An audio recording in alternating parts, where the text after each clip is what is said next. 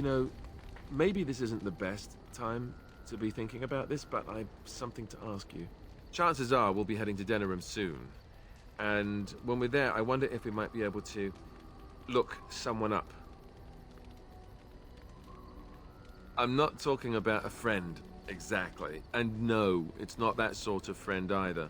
The thing is, I have a sister, a half-sister. I told you about my mother, right? She was a servant at Redcliffe Castle and she had a daughter. Only, I never knew about her. I don't think she knew about me either. They kept my birth a secret after all. But after I became a Grey Warden, I did some checking and, well, I found out she's still alive. In Denerim. She's the only real family I have left. The only family not also mixed up in the whole royal thing. I've just been thinking that maybe it's time I went to see her. With the blight coming and everything, I don't know if I'll ever get another chance to see her. Maybe I can help her. Warn her about the danger, I don't know.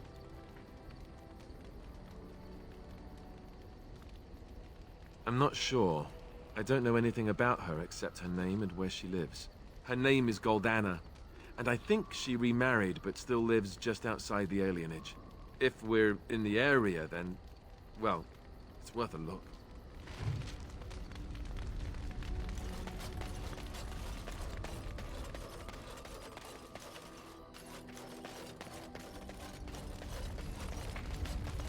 I have a thought.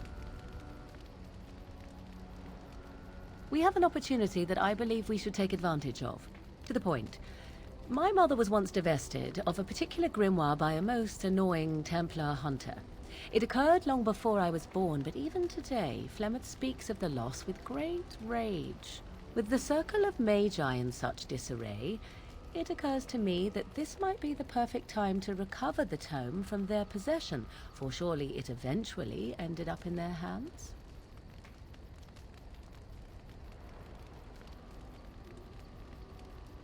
Here's a book of spells, of the sort that Flemeth has dabbled with throughout her long life. 'Tis not the sort of thing that would benefit a mage of the standard variety. They were taught a different path. I, however, was taught by my mother. I know a way around the wards my mother would have placed on such a tome. I know the language that she would have written it in. I would find such a tome most useful. Useful in the way that it might increase my power. Useful in the way that I would become more useful to you. Does that not follow? Dangerous? All knowledge is potentially dangerous. If you have some fear of me such that I should not be allowed such knowledge, then by all means deprive me of it. I have no ulterior motive for seeking it, however. Flemeth is a sorceress of legend, is she not? And her grimoire would be more than a mere curiosity to mages that daren't even glance towards the places my mother has walked for eons. No doubt 'tis considered something dangerous, perhaps best locked away somewhere dark, yes? And if not, then at least I know it does not exist. But there is no harm in looking, surely? It did not occur to me when we were still in the Mage Tower. I wish it had. Truly, Mother has assumed for a long time that the tome was lost forever.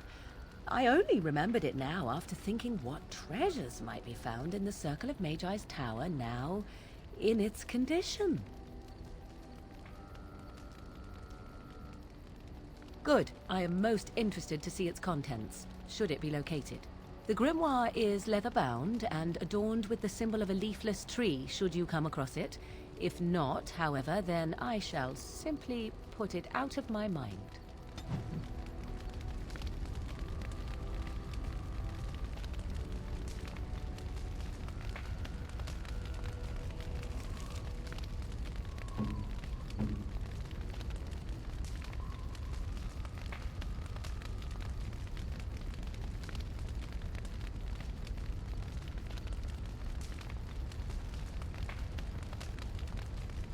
What? You found Flemeth's grimoire? But when I spoke of it to you, I did not truly hope... This is a most fortuitous event. You have my thanks. I will begin study of the tome immediately.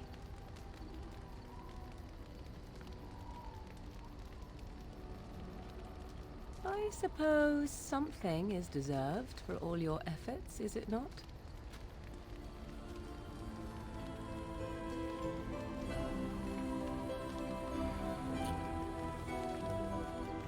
I do not intend to squander this opportunity to learn more than Flemeth wished me to know.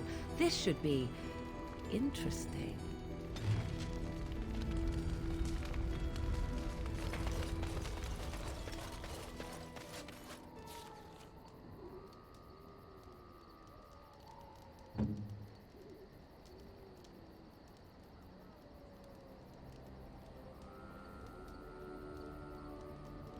Is that for me? Really? Wow! Wow! I could get used to this, you know?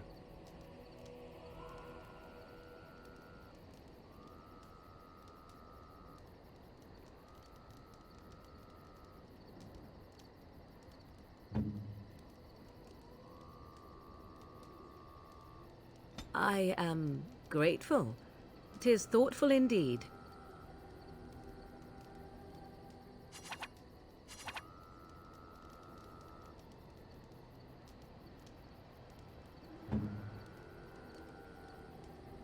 You have my thanks.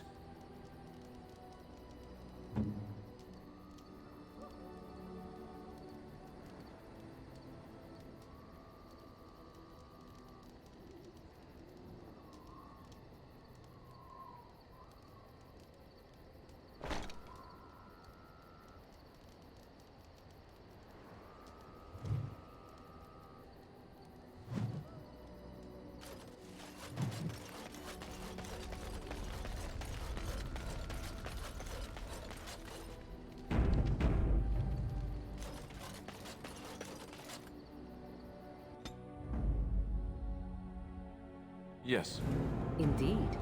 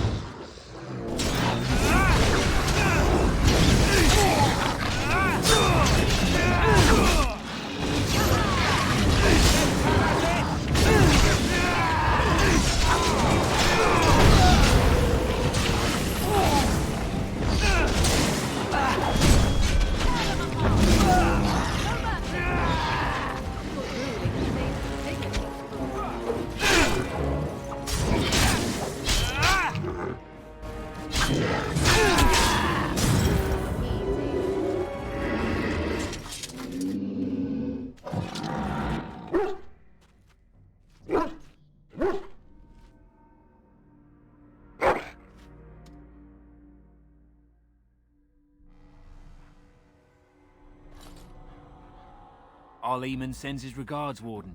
We're trying to keep the roads clear and safe.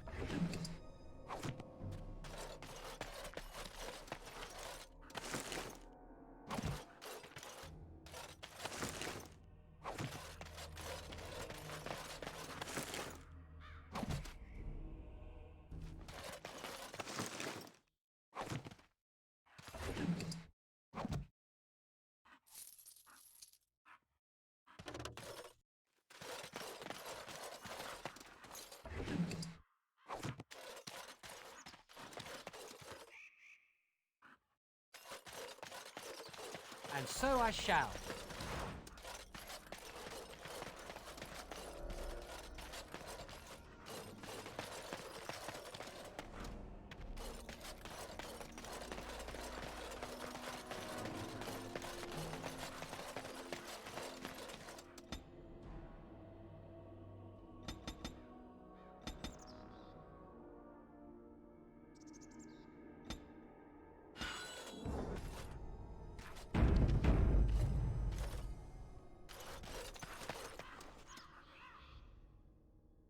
All right.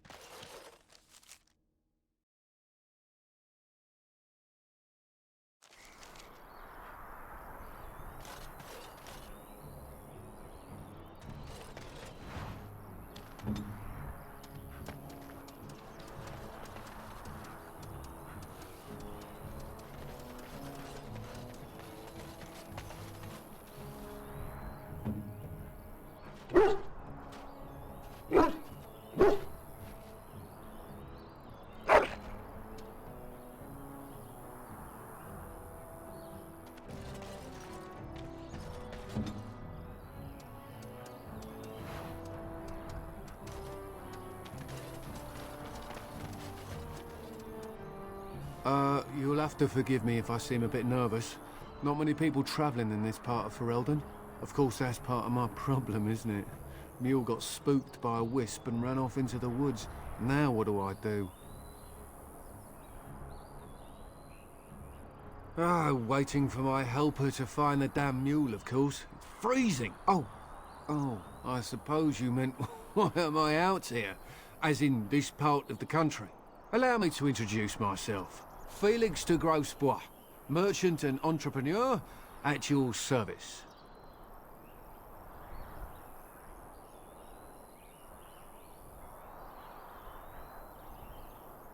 I don't normally take this route, but with the war, I was hoping for a bit of luck and good weather in the mountains. Sadly, I've had neither. Ugh, this trip has been one miserable disaster after another. I don't suppose you'd consider helping a fellow out? Of all the other things that went wrong, the worst is this artifact I brought in Jada. It's a control rod, I'm told, for a golem. No point in me keeping it, however, as I'll never get to use it. But, maybe you could? The dwarf I brought it from said it activates and controls a golem. So long as you have it in your hand, the golem does what you say. Might be useful, no? I mean, you look like the sort who could use one, yes? The catch? Yeah, I suppose it is a catch, isn't it? The catch is that the golem didn't come with the rod. It's supposed to be down in a village down south, waiting to be activated.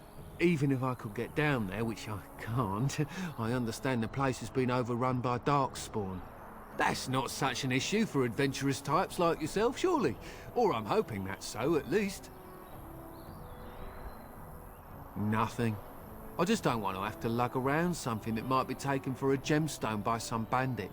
To be honest, I don't even know if it'll be useful to you. I paid too much to simply throw it away. Just as well.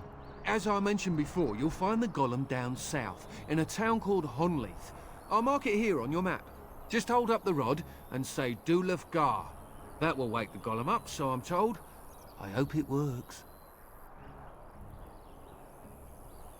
Best of luck to you then. Now, I guess it's up to me to find that mule myself.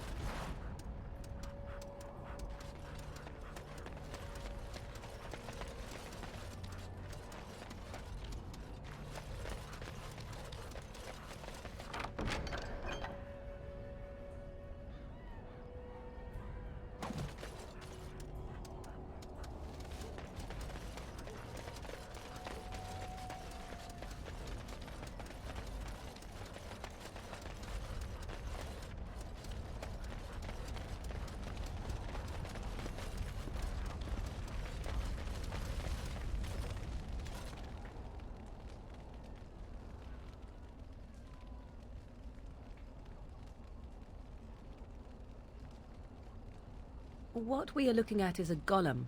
It would appear it is defunct, though there may be a way to revive it yet.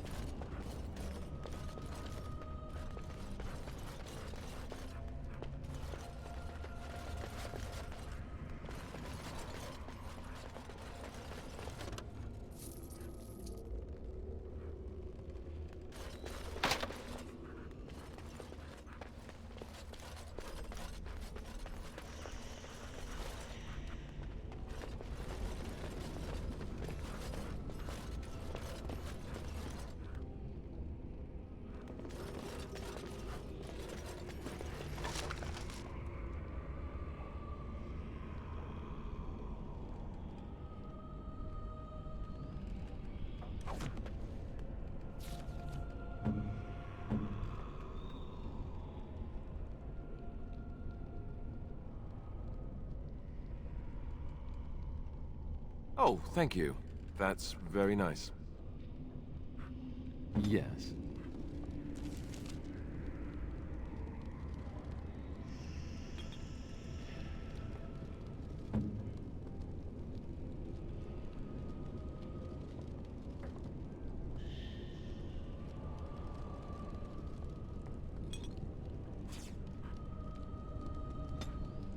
Yes?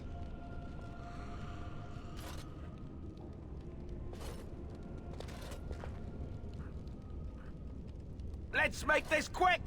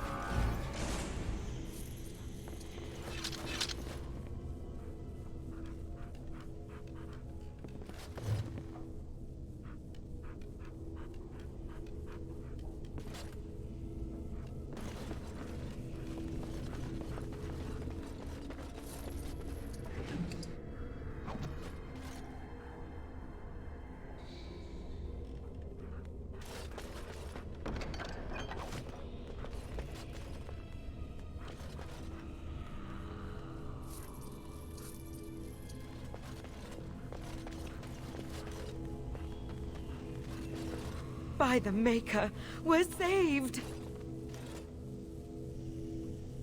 You weren't sent by the ban, were you? To save us?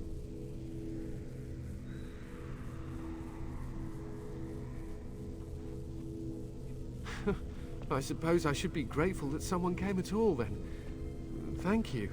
But if you weren't sent by someone, why are you here? If you don't mind me asking.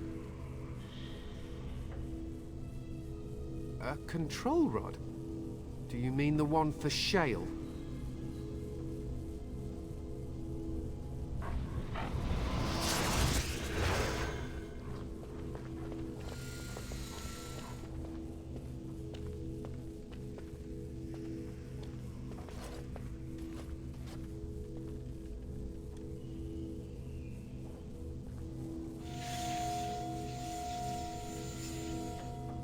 That damnable golem brought us nothing but trouble. My mother sold the rod years ago after it killed my father, and good riddance! My father's name was Wilhelm, mage to the Arls of Redcliffe and a hero in the war against Orlais, and what did he get? One day, my mother found him outside the tower, with so many broken bones she could barely recognize him, and Shale standing over him just like it is now. My father deserved better than that. But if you really want to wake Shale up, well, it's yours now. My mother might have passed along the wrong command phrase when she sold the rod. She said she never wanted to see Shale active again. Look, I'll tell you the command phrase, but I'll need your help first.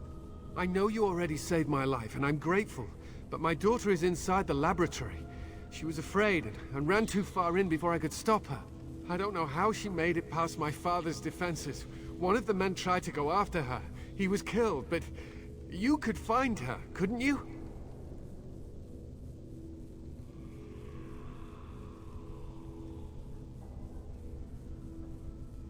And then what will happen to Amalia? No, I won't tell you. I don't care what you do.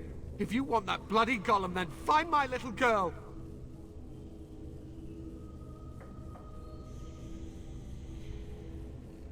There are defenses my father put down here to keep strangers out.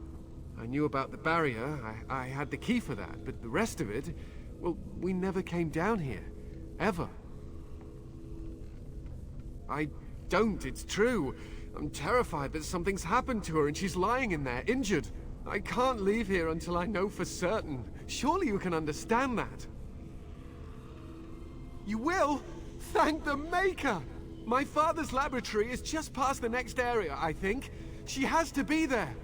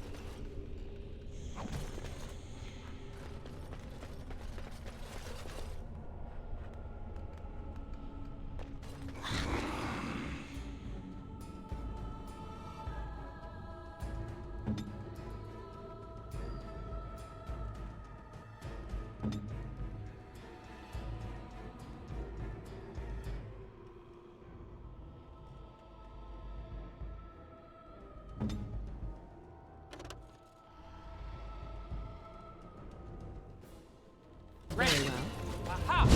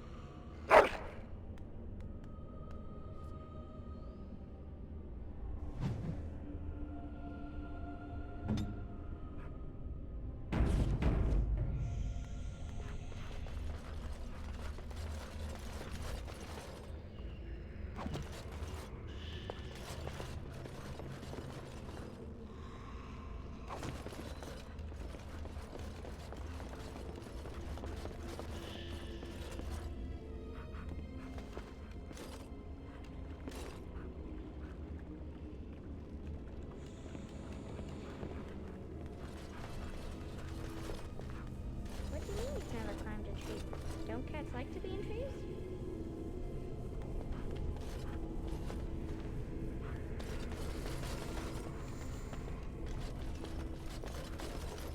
Oh look, someone's come to play.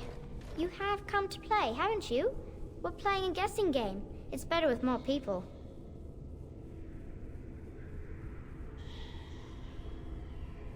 Kitty and me, of course. You don't see anyone else here, do you? Anyway, you should go if you're not going to play. Kitty finds you distracting.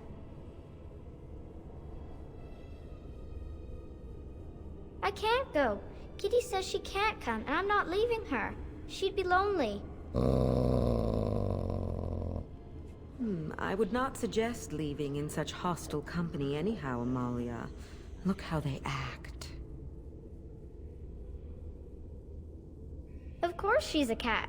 She just talks, that's all. Talking is simple enough, once you know how. I am a cat, really.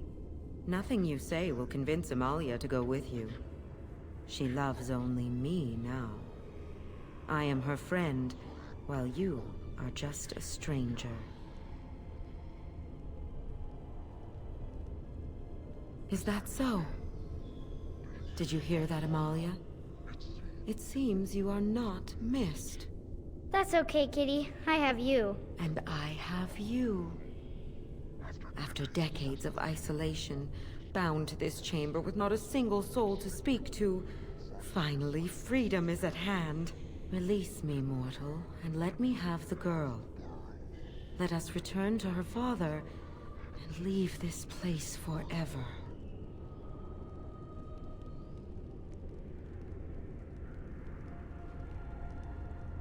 That's such a crude way of putting it. I do not wish to harm Amalia. I merely want to see your world through her eyes. Is that so wrong?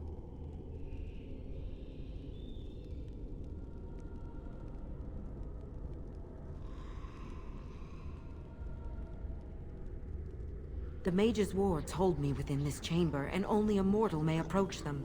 There is a trick to disarming the wards, but I do not know it. Perhaps you will succeed where the girl failed. Oh, this is so exciting! Kitty is going to be free! I've always wanted a cat, and Kitty is so perfect and pretty.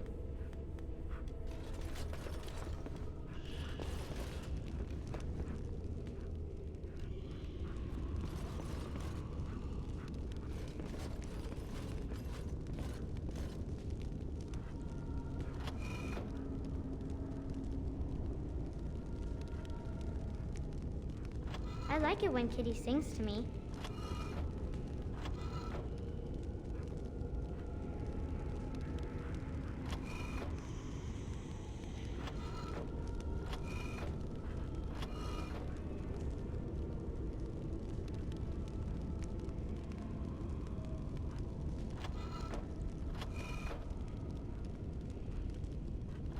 Father doesn't like cats, but he never met Kitty.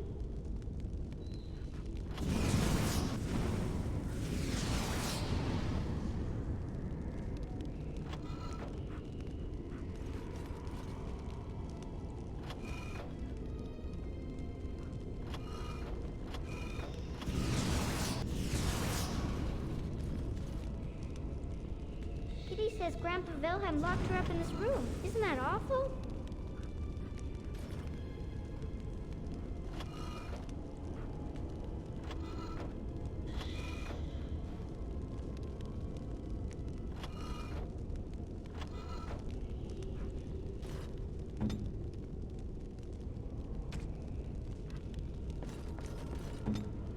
Kitty is my best friend.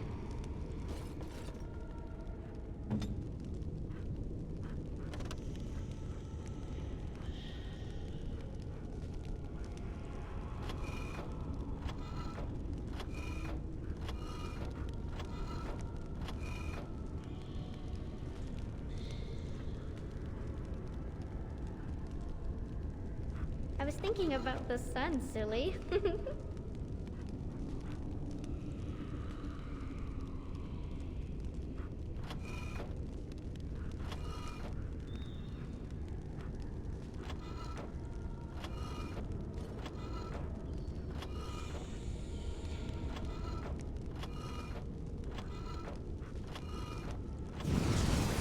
me a story.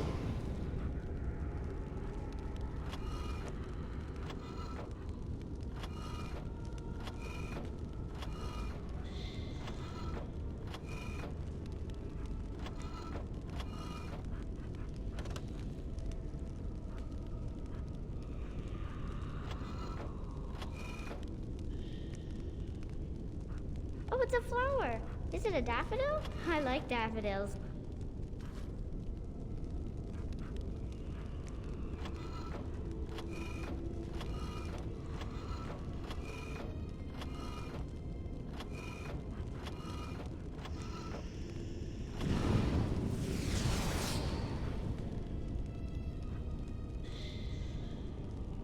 Tell me a story.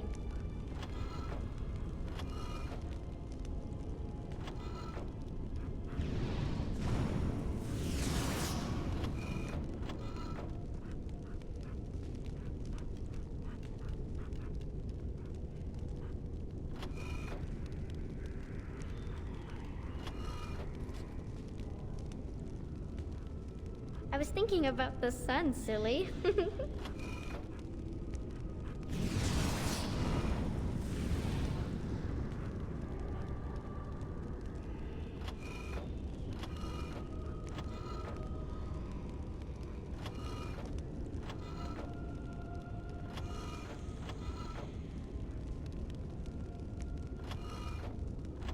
Kitty says Grandpa Wilhelm locked her up in this room. Isn't that awful?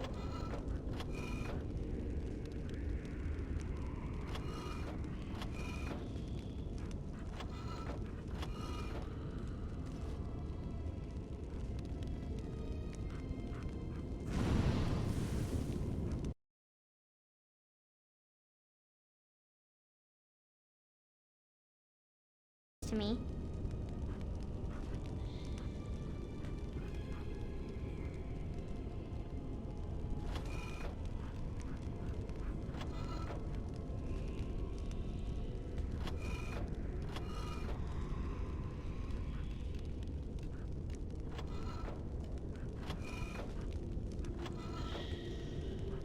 Kitty says Grandpa Wilhelm locked her up in this room. Yes. I can feel the magic fading. Oh, I had forgotten how it feels not to be caged. Kitty? What's happening? A wonderful thing, my dear, for both of us. Anywhere. Close your eyes, my darling. This will take but a moment.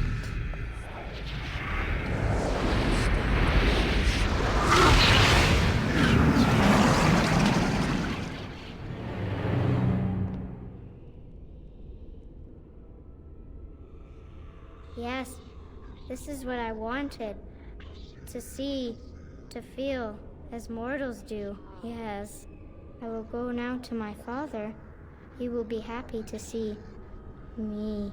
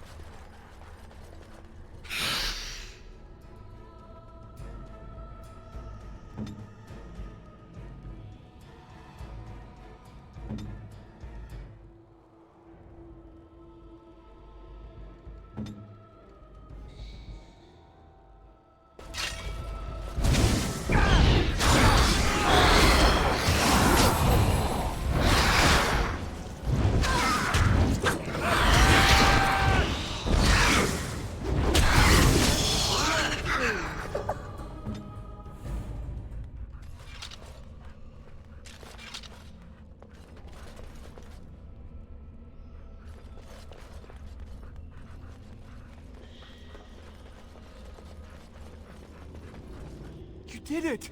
You freed her! Thank you so much! Yes, we are both so very grateful. Are you sure you're alright, Butterfly? Of course I am, Father. The phrase to activate Shale is Doolan Han. If you still want that bloody thing. I wouldn't if I were you. We should leave, Father. Yes, of course. Thank you again. We owe you our lives.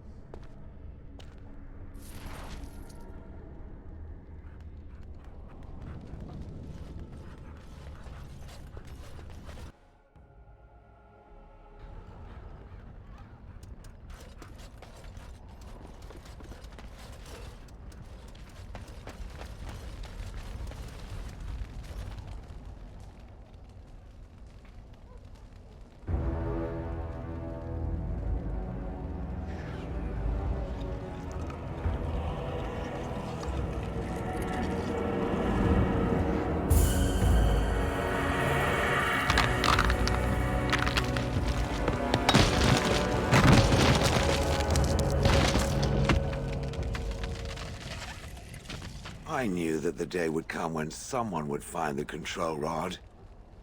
And not even a mage this time. Probably stumbled across the rod by accident, I suppose. Typical.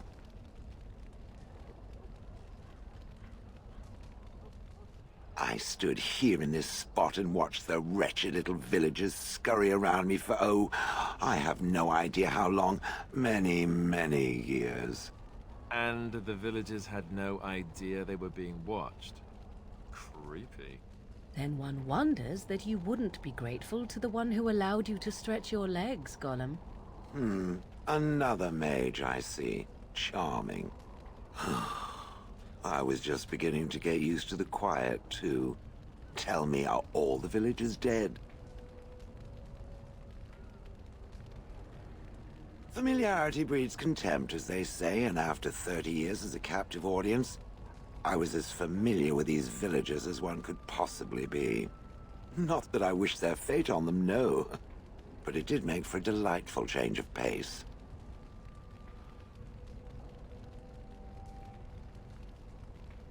Well, go on then. Out with it. What is its command?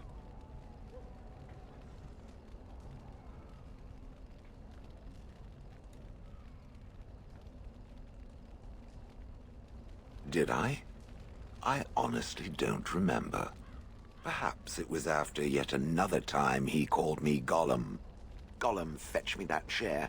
Do be a good Gollum and squash that insipid bandit. And let's not forget, Gollum, pick me up. I tire of walking. It does have the control rod, doesn't it? I am awake, so it must. I see the control rod, yet I feel... Go on, order me to do something.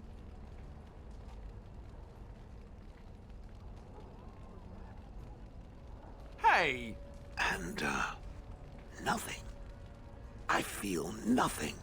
I feel no compulsion to carry out its command. I suppose this means the rod is... broken?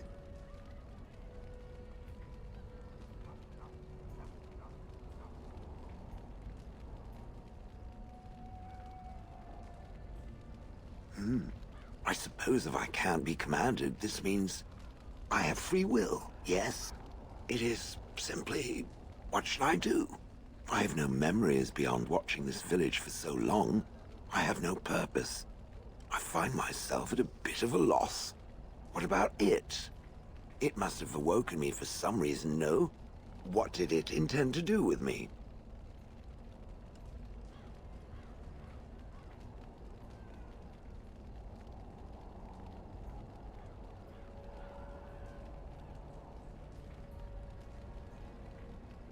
I see. Wonderful. I suppose I have two options, do I not? Go with it or go elsewhere? I do not even know what lies beyond this village.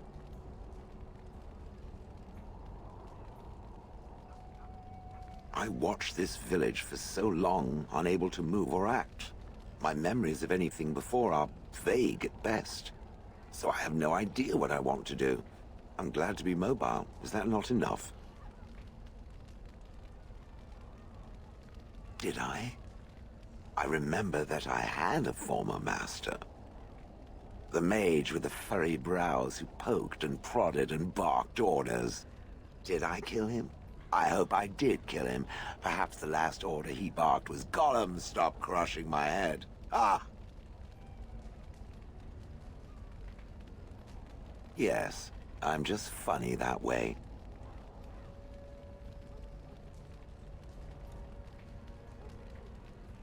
Yes, very likely.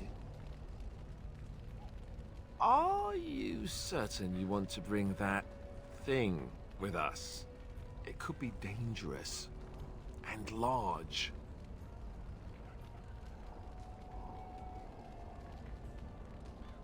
You're welcome. It's good to have a purpose, you know. I will follow it about then. For now. I am called Shale, by the way.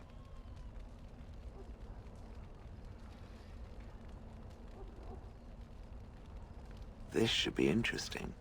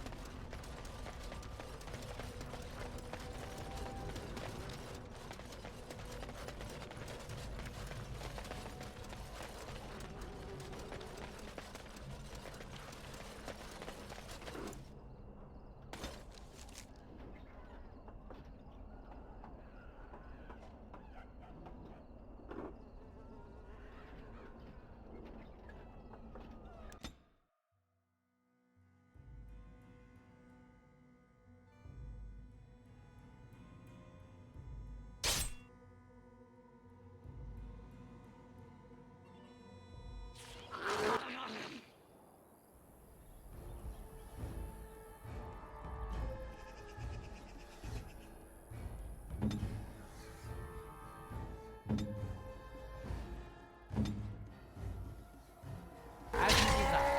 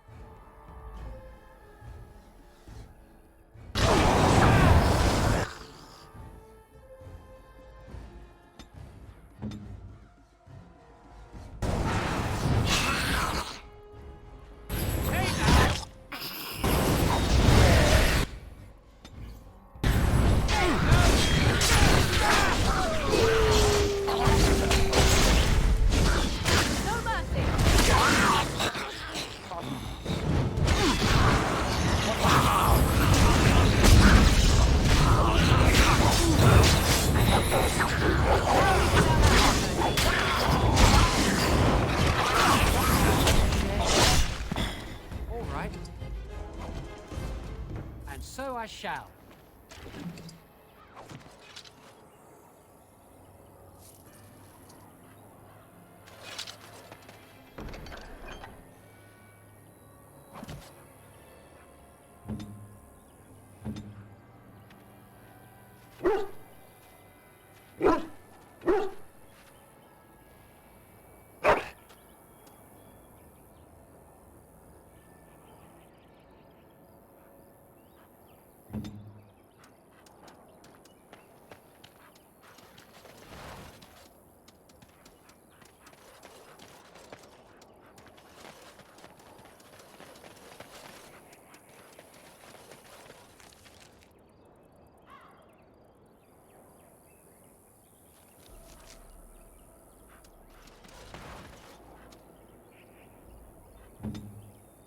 I'm Mr. Stealth.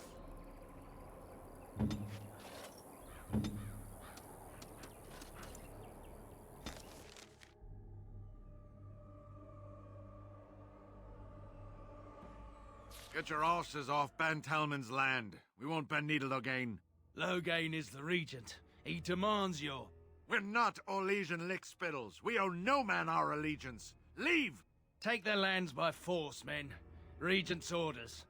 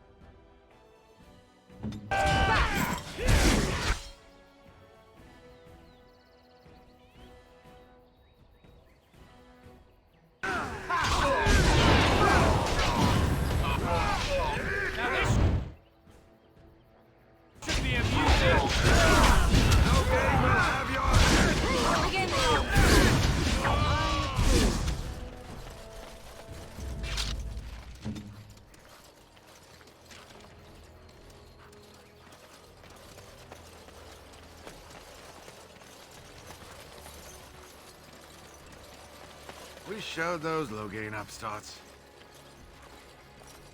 We showed those Loghain upstarts.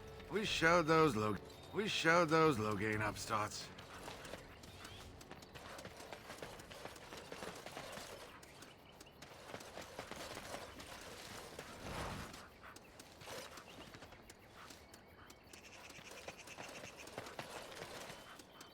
We showed those Loghain upstarts.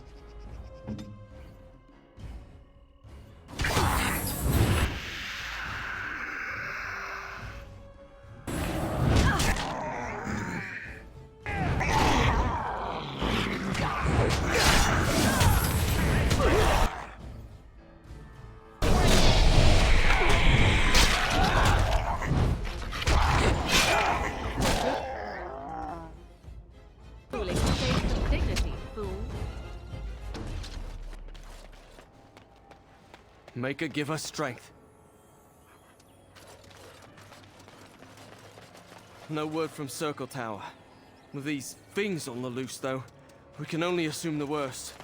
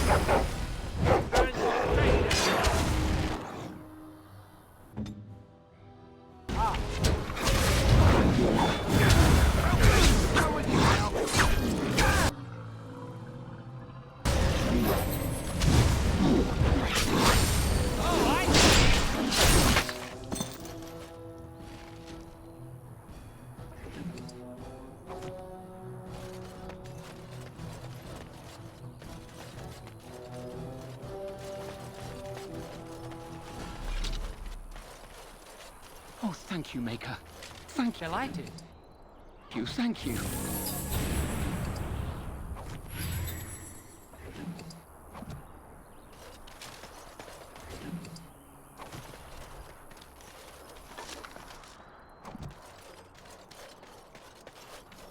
Of course.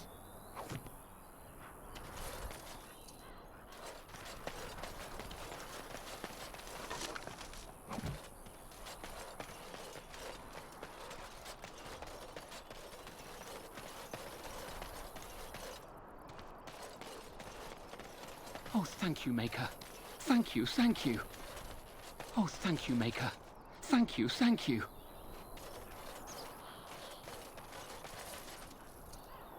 Delighted.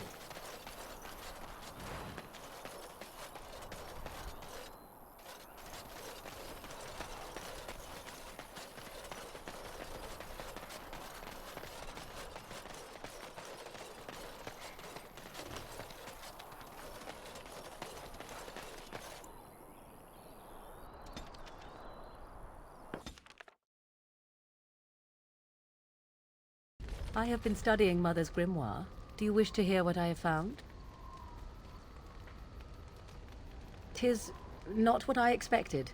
I had hoped for a collection of her spells, a map of the power that she commands, but this is not it. Disturbed? Yes, perhaps that is the right word. One thing in particular within her writings disturbs me. Here, in great detail, Flemeth explains the means by which she has survived for centuries.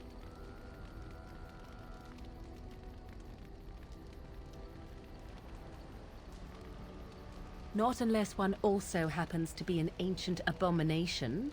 No. Flemeth has raised many daughters over her long lifetime. There are stories of these many witches of the wilds throughout chastened legend, yet I have never seen a one, and always wondered why not. And now I know. They are all Flemeth.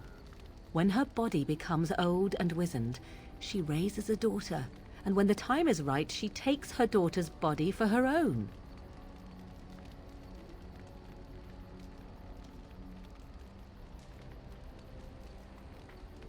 Whatever spark of the demon that made her what she is remains within her, keeps her from dying of old age, but her body deteriorates. Eventually, she would be so wizened as to be senseless and immobile. So, she must seek a new body, a fresh body, and start the cycle anew.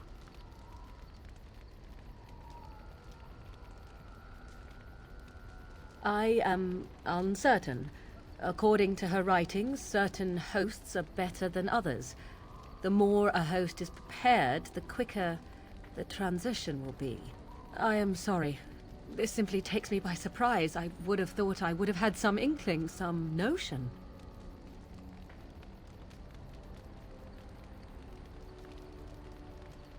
Flemeth is capable of many things. I was a fool not to suspect her capable of using me for her own self-preservation. Indeed, that is primarily what this tome details, the various daughters that Flemeth has acquired, their preparation and training. I recognize all of it. I am to be her next host. This is my purpose.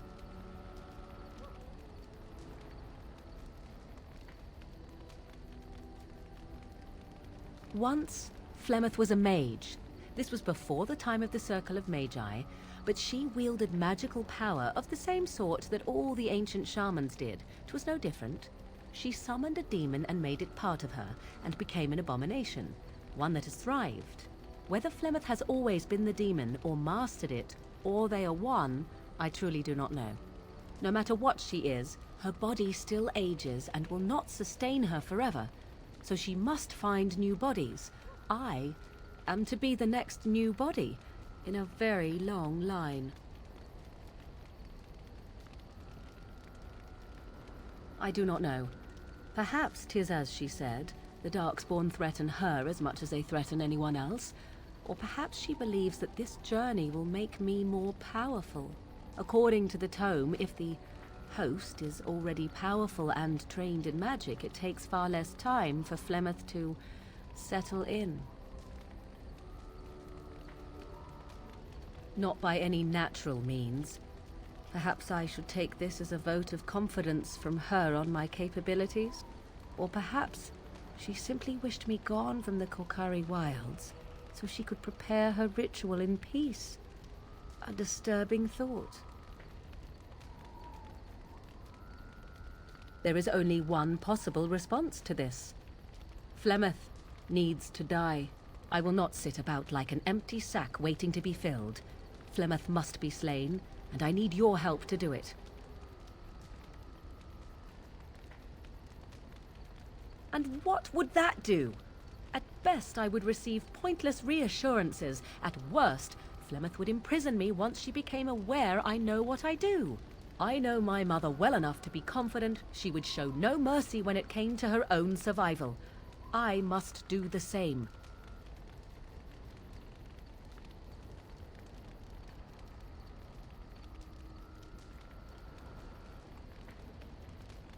It may seem so.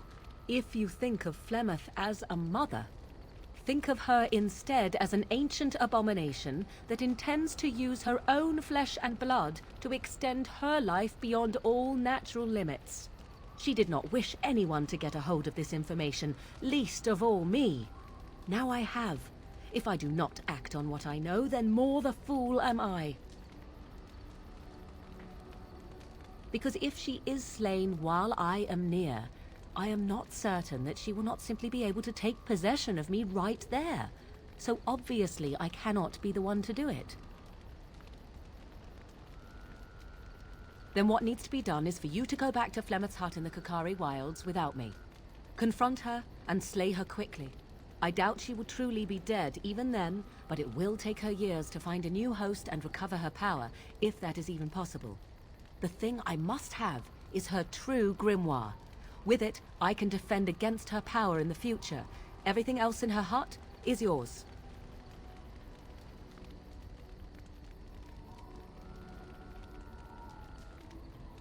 She would like everyone to think she is invincible, but I highly doubt that is the case. And besides that, you are not truly killing her. Not really, but the sooner the better, no? I am grateful. The sooner this can be done, the sooner it will set my mind at ease.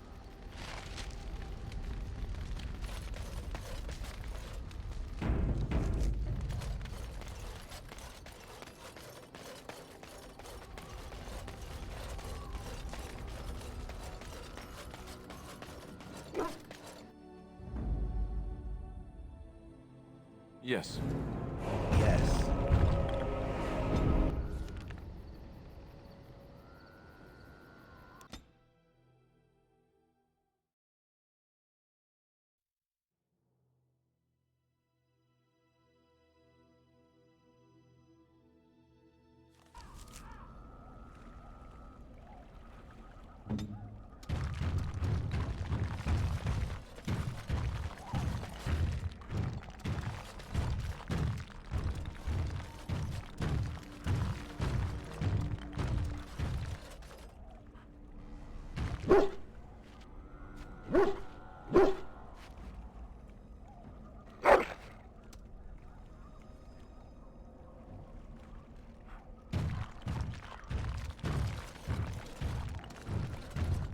All right. And so you return. Lovely Morrigan has at last found someone willing to dance to her tune. Such enchanting music she plays, wouldn't you say?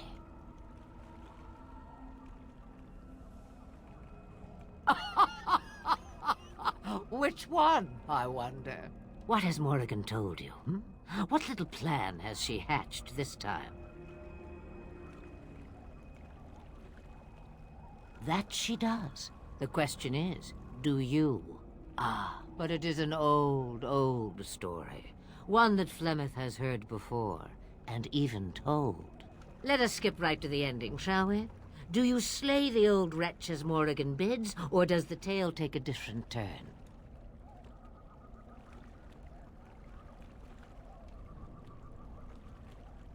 Morrigan wishes my grimoire? Take it as a trophy. Tell her I am slain.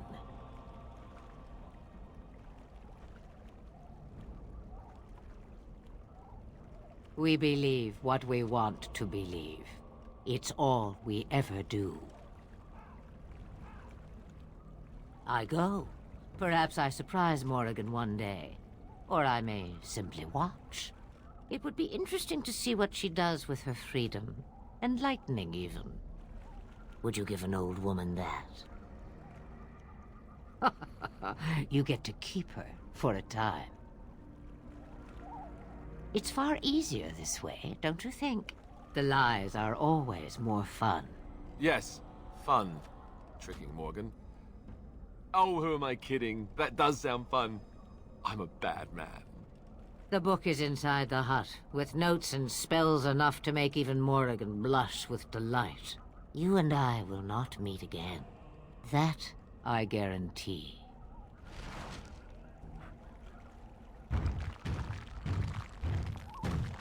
Change your mind already? I changed knickers less quickly. Wouldn't we all, alas? Back to this again. Sabers rattling and jaws firmly planted on the floor. Oh, do something. Then do leave an old woman in peace. So many visitors. Next they'll be putting in a road, maybe an inn. Ah.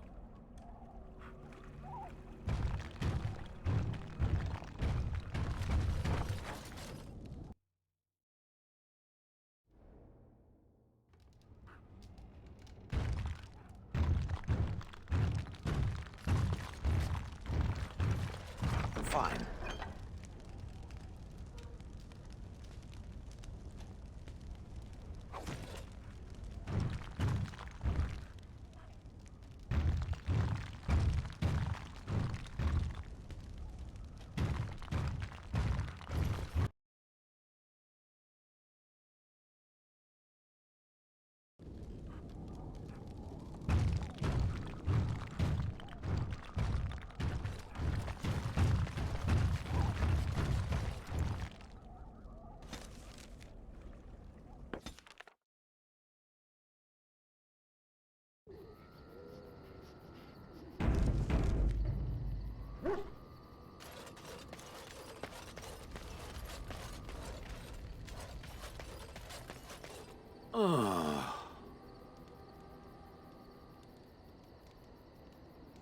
Oh, that.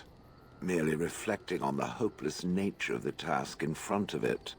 The most likely outcome is that it and its companions will become a stain on some rock for the Darkspawn to tread upon. I shall be moved to a single tear by the tragedy.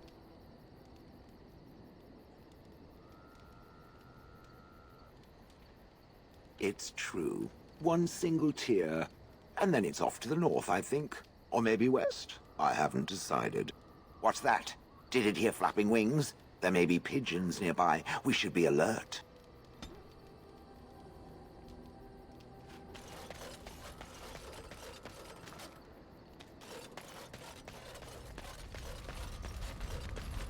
"'Tis cold in my tent, all alone."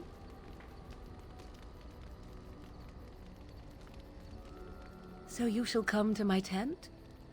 But whatever shall we do in that tiny little space together while we wait for it to warm?" "Good. Then let us waste no more time with foolish talk."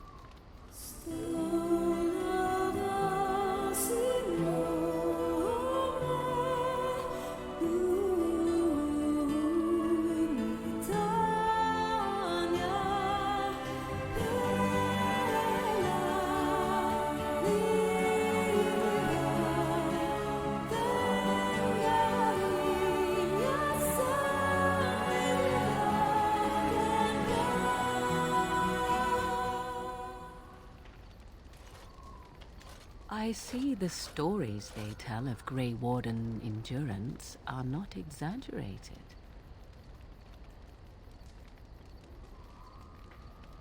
"Oh, finished with me now, are you? Well, you do not get away so easily as that. I will have my way with you until I am satisfied, out of a sense of fairness, if nothing else. I wouldn't be so quick to imagine the best. My notions can run to the painfully perverse. Simply know that I have no designs on your independence. I wish only to do what I desire, and if that coincides with what you desire, then so be it. And should you decide not to continue our misadventure, then so be it. Very simple, is it not?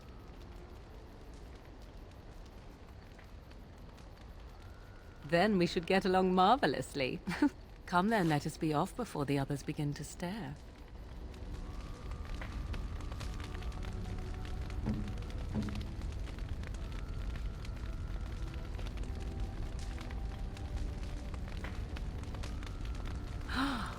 Mother's real grimoire, is it? I am glad you were able to find it after all. My thanks for retrieving it. I shall begin studying it immediately and unlock the power that it holds.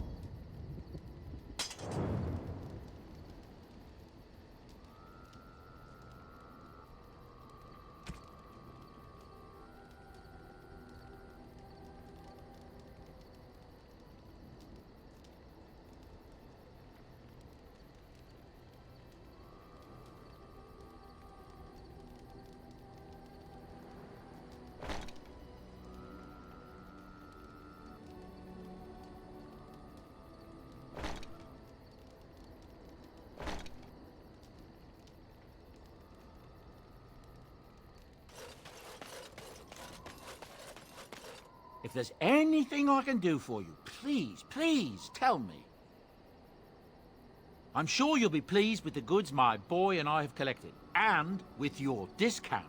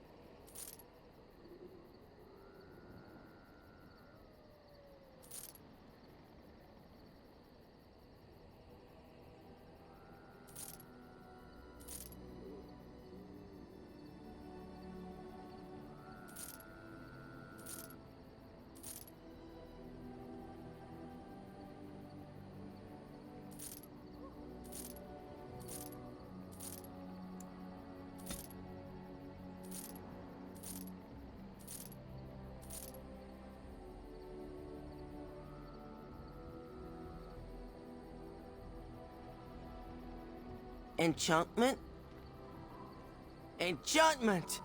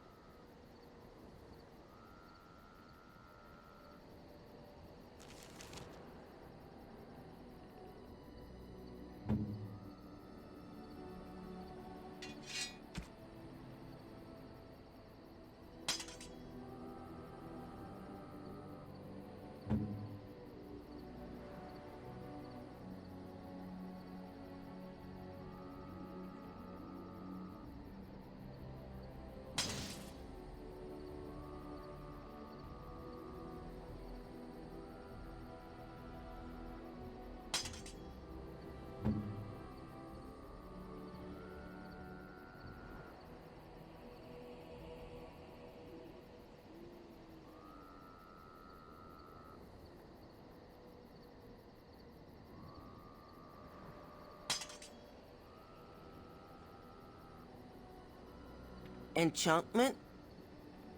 Enchantment!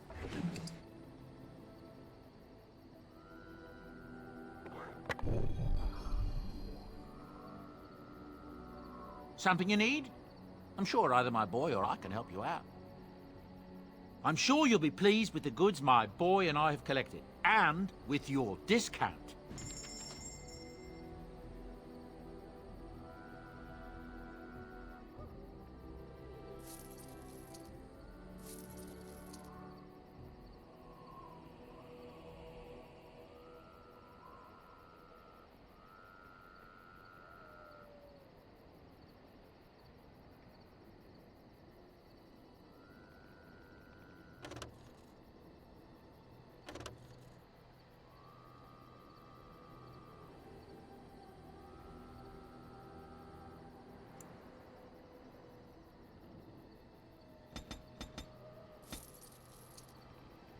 Enchantment? Enchantment!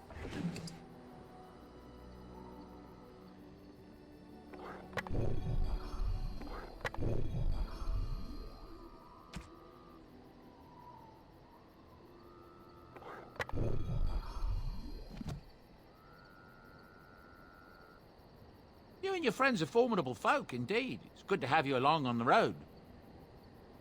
I'm sure you'll be pleased with the goods my boy and I have collected, and with your discount.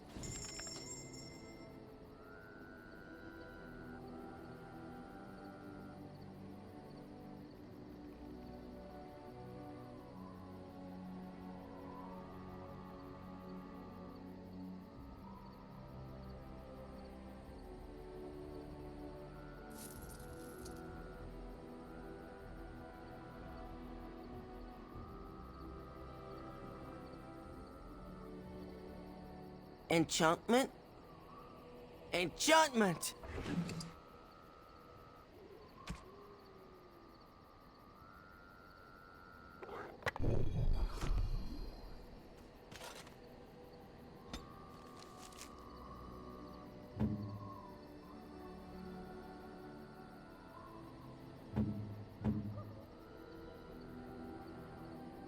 I am impressed.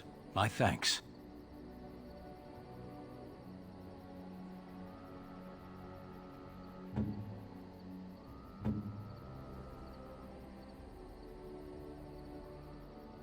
Ooh, shiny.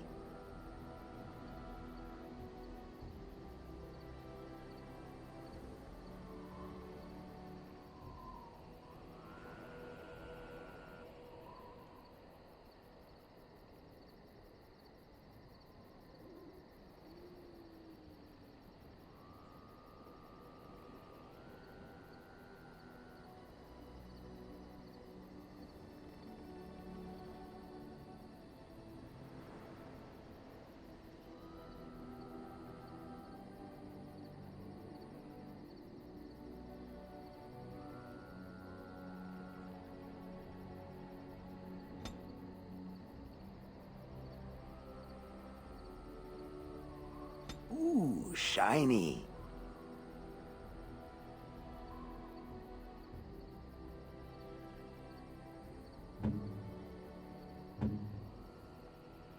Oh, thank you. That's very... You have my thanks. I'm to keep this, am I? Fine.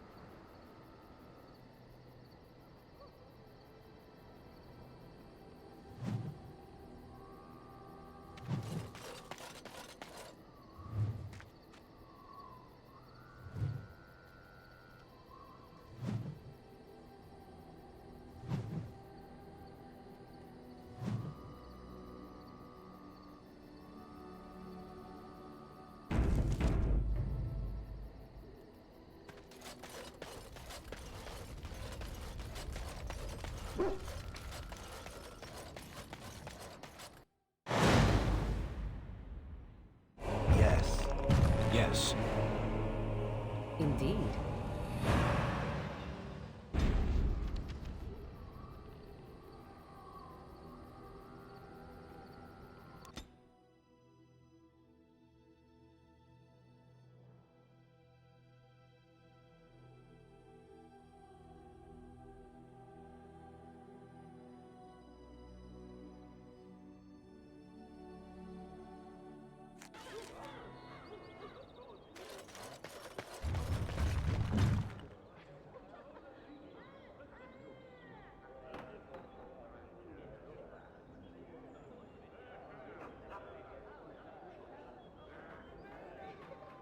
Just don't bother me.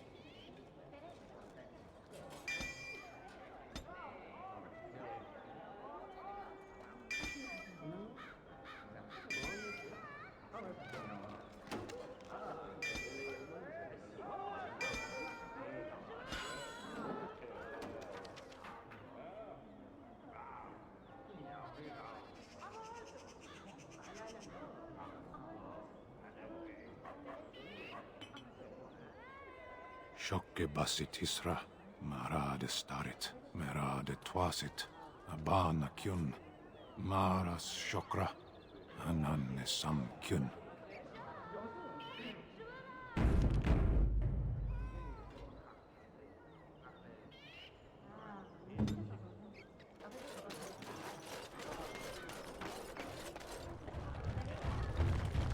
Delighted.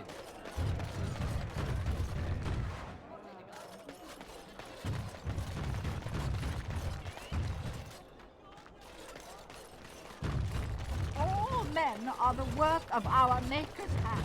From the Strange that matters can be so tumultuous and yet the day still be so bright. Oh, my pardon. Just thinking aloud. Are you here for the Chanter's Board? Well-armed individuals that visit the rectory tend to be here for that. Chanter Rosamond is tireless and resolute in her duties. I'm sure you can find something of interest on her board. I am Sister Justine, curator of the reliquary of this chantry.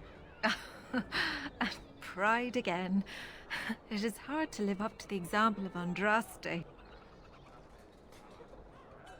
The archivist tends the books, and I tend the sacred relics. I also search for more to add to our collection, which is more difficult than it sounds. Really? Oh, pardon my incredulity. I would like to examine them in any event. Let me see. The scrolls are old, no question, and the script. It's written in cipher. Early believers used them to keep their writings safe from the Devinter Magus. These could be authentic. Please, let me examine it. If you are a charlatan, may the Maker have mercy upon you.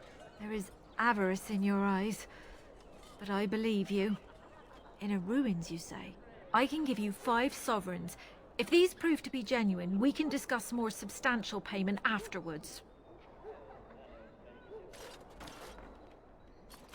I need parchment, quill, and ink. What was the trick to the cipher again? Ah. I examined your scrolls. I know a few of the early chantry ciphers, but I'm not fully familiar with this one. The bits I have made out. This may be an account of Maferath's final days, and perhaps more. I know. It's remarkable. The same Maferath who betrayed our prophet and saw her burn alive in Minrath Rus. If we could get a real translation, well, it could be the find of our lifetime.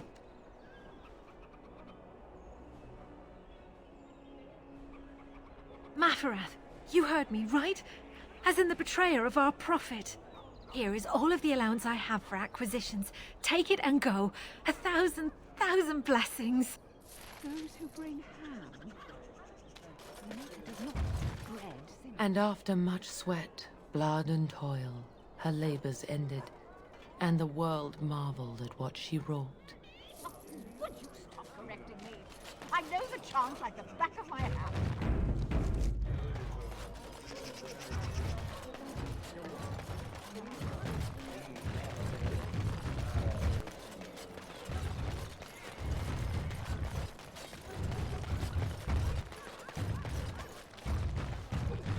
A little something extra for friendship.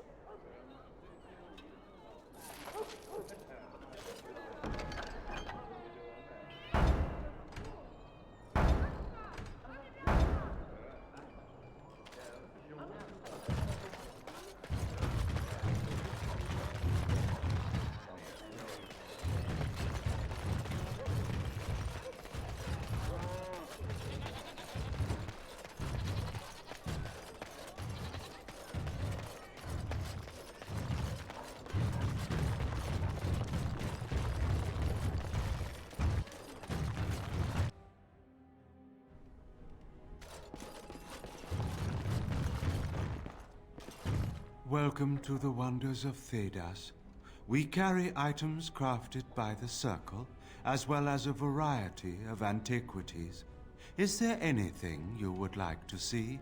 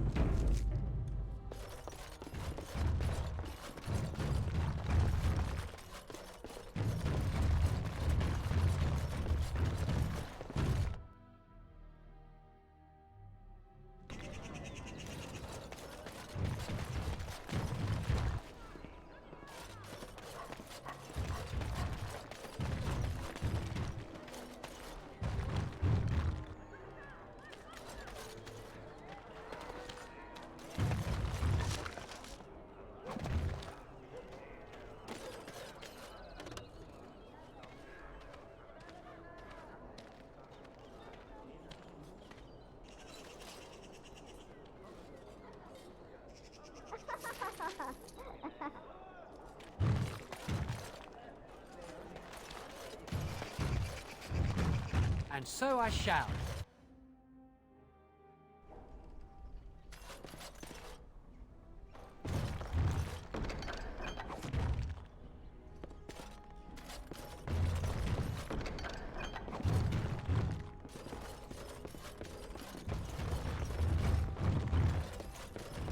I won't take the blame for this one.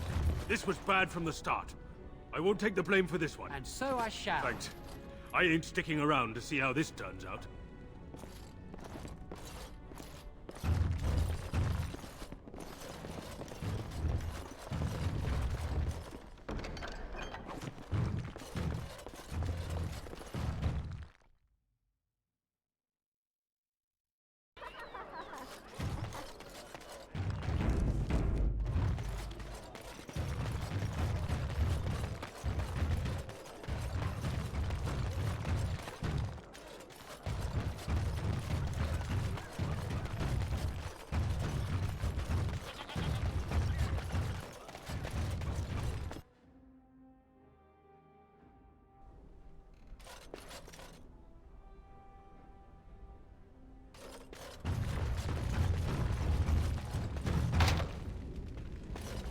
You simply must let me make you that scale armor, friend. You must. Welcome back.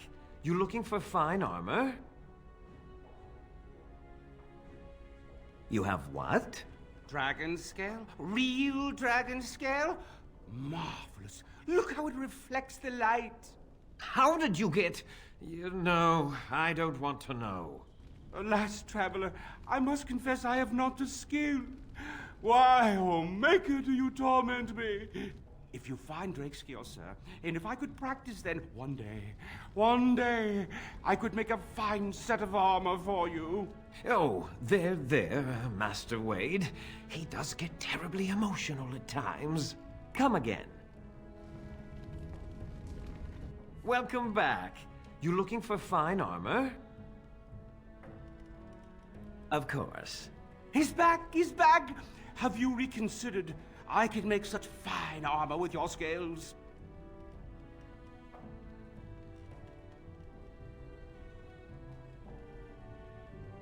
Excellent. You won't regret it. Think of the possibilities, Heron. Think of it. I'm trying to stop.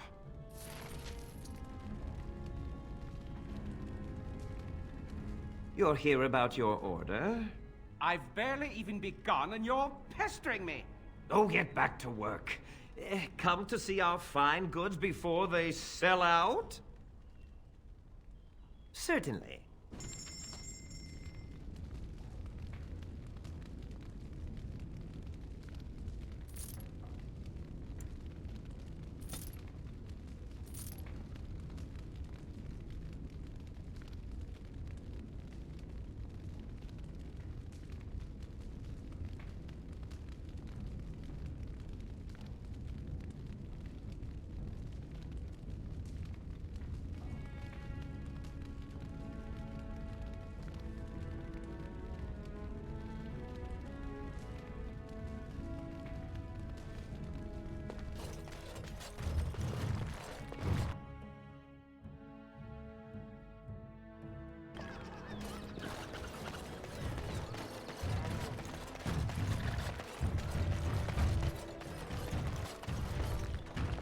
And so I shall.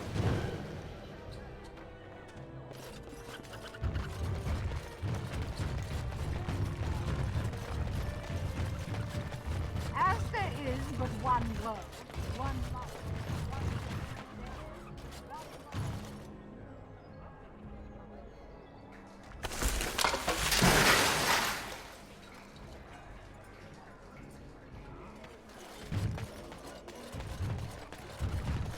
as there is but one world, one life, one destiny. There is one life.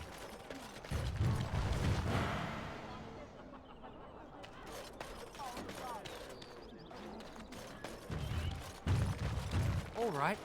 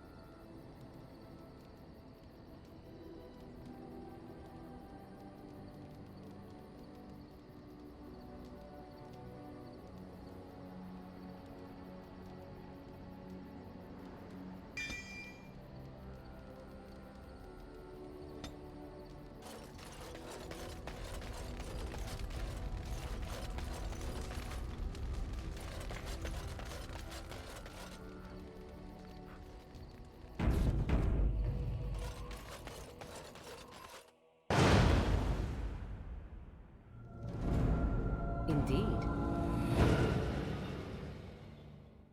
Yes.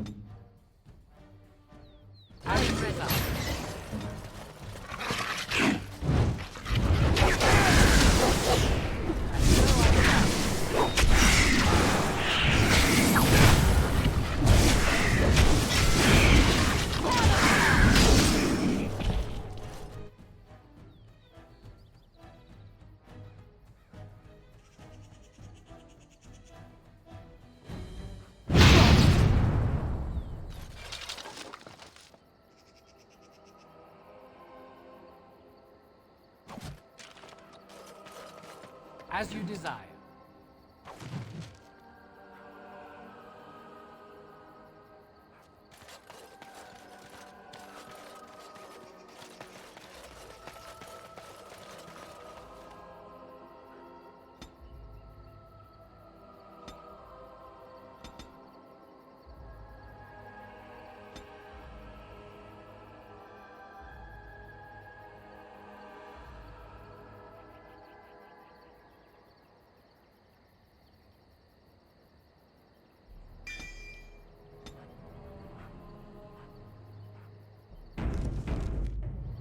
All right.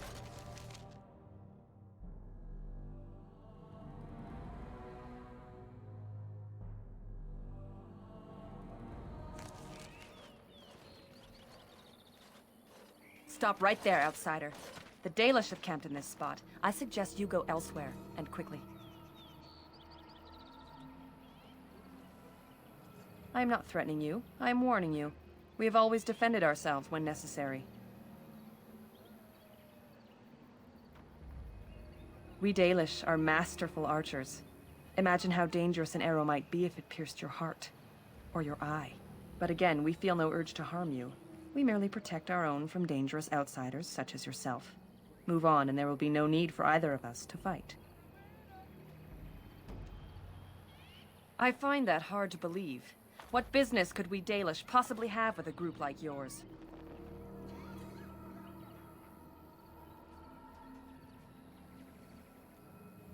Seeing as you are obviously no simple trespasser, I will leave it to the Keeper to decide the importance of your business. In the camp, I suggest you keep your hands to yourself, and remember that our arrows are still trained on you. Follow me.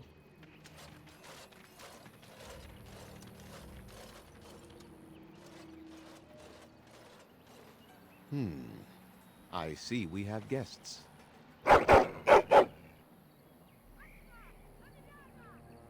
And a hound amongst them. As if we haven't had enough problems with such creatures. Who are these strangers, Mithra? I have precious little patience and less time to spend on outsiders today. I understand, but this one claims to have important business with our people. I see. Tell me, stranger, what business could you possibly have with us? We have our own issues we must deal with, as you can see.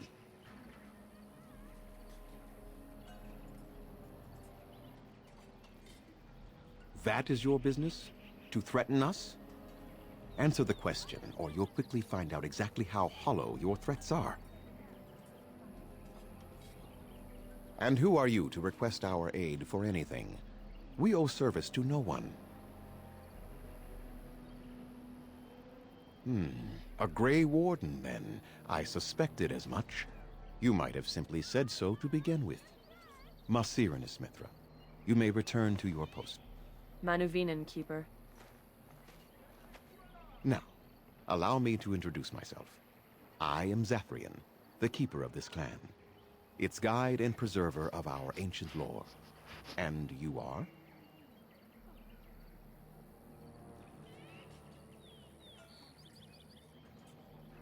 Manners. From a Shemlin. Interesting. What might be your mission here? Have you come to spread news of the Blight? I had already sensed the corruption spreading in the south. The existence of the Blight is not news to me. I would have taken the clan north by now, had we the ability to move. Sadly, as you can see, we do not. Yes, it seems like you've had your own troubles. What are the odds? I imagine you are here regarding the treaty we signed centuries ago. Unfortunately, we may not be able to live up to the promise we made. This will require some explanation. Please, follow me.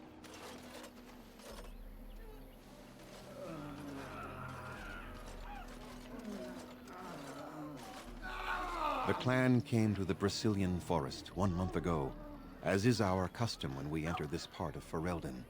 We are always wary of the dangers in the forest, but we did not expect the werewolves would be lying in wait for us. They ambushed us, and though we drove the beasts back, much damage was done. Many of our warriors lie dying as we speak.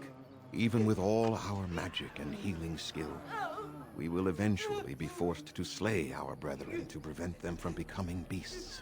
The Blight's evil must be stopped. But we are in no position to uphold our obligations. I am truly sorry.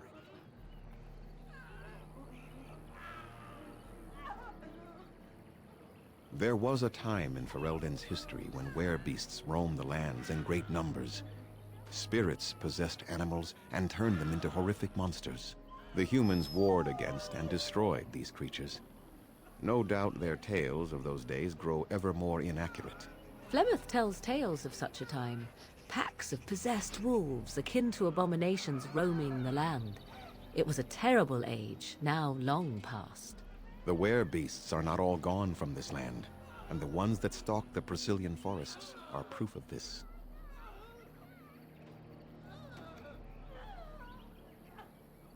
They are savage and unrelenting. They need no reason to attack anyone. What is curious, however, is the ambush. We expect werewolves to be no more cunning than a rabid wolf. The ambush suggests a level of intelligence we've never seen before.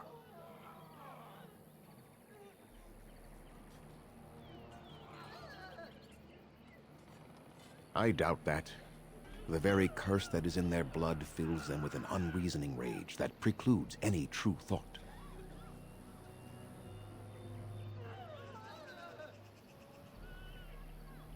The affliction is a curse that runs rampant in their blood, bringing great agony and then ultimately either death or a transformation into something monstrous. The only thing that could help them must come from the source of the curse itself, and that would be no trivial task to retrieve.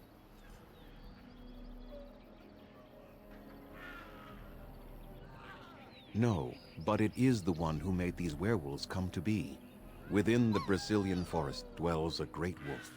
We call him Witherfang. It was within him that the curse originated, and through his blood that it has been spread. If he is killed and his heart brought to me, perhaps I could destroy the curse. But this task has proven too dangerous for us. I sent some hunters into the forest a week ago, but they have not returned. I cannot risk any more of my clan.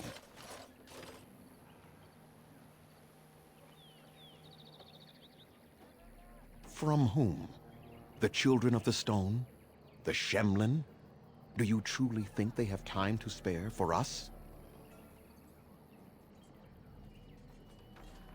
There is no guarantee that this will work, as I suspect. But it's the only hope we have left. We would assist with the Blight, of course. And you would have our gratitude.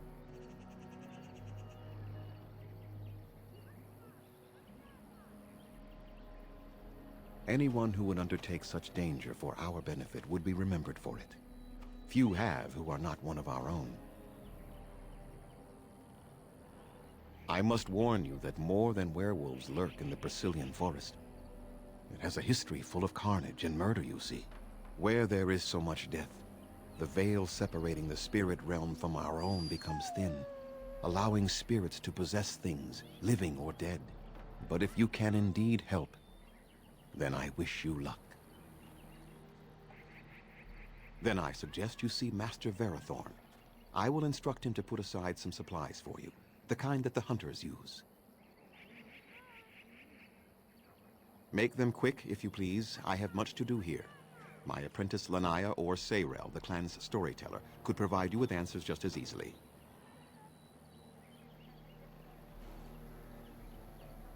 There is not much to say. It stemmed originally from Witherfang, but now any werewolf may infect someone with it.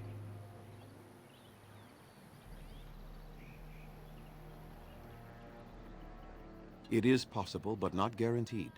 The only way to protect against the curse is not to be bitten. You will know within a matter of days. You will begin to sweat and vomit, and most tellingly, your temper will become wild and uncontrollable. If that happens to you, you should seek out Witherfang even more swiftly. Your mission at that point will be rather personal. That is a long tale I do not have time to tell. Ask Sayrel about it if you wish. No. The ones from this forest, however, do. Go on, then. Watch for the white wolves. They are his eyes and ears in the forest. There is not much to say. It stemmed originally from Witherfang, but now any werewolf may infect someone with it. Go on, then. I must return to caring for my people. Creator's speed on your way.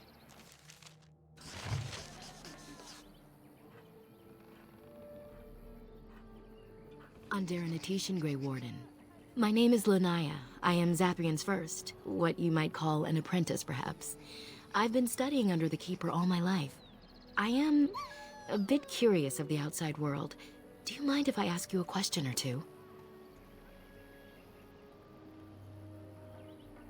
I hear the human cities are very large, thousands upon thousands of souls all packed together in their houses. Is that true?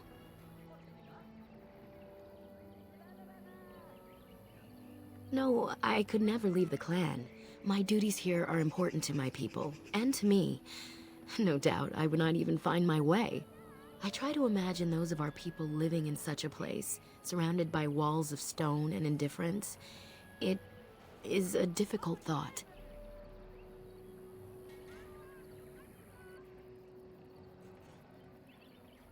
I suppose you have met many of my kind in your travels. My heart goes out to them. It is said that one day we will have a land of our own.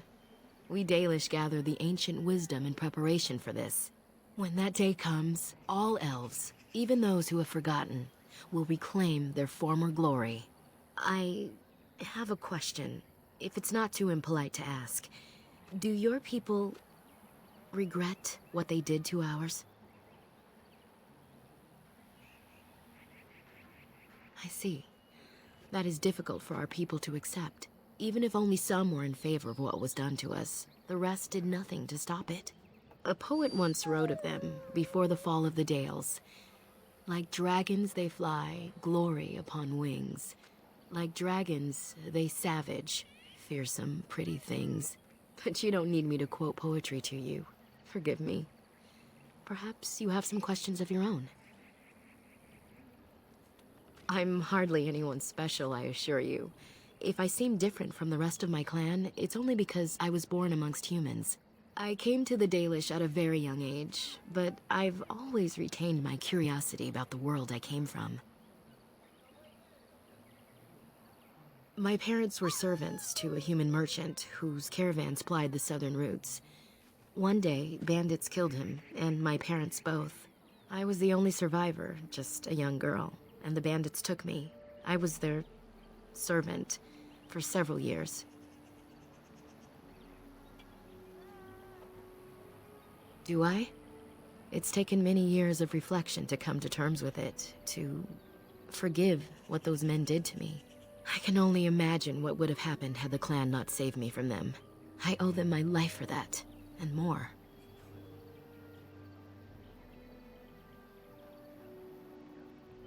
The bandits killed a scout when the clan passed near their camp. When the clan discovered him, Zathrian came looking for his killers. He followed their tracks for almost a month, and when he finally caught up to us, he fell on the bandits like a terror. No one could stop him. I sat there and I watched him attack them in a blur, and I reveled in every blow. When he saw me, the fury in his eyes turned to pity. He took me back to the clan, and I've been here ever since. It's possible I might have had some, maybe many. Zathrian offered to take me back, but I had no idea where I was from, and I wanted to stay with the man who rescued me. The clan is my family. Any others out there? It's best they believe that little girl died with her parents. For now, the clan is all I need. My old world could not have offered me all this, and the knowledge of a keeper as well.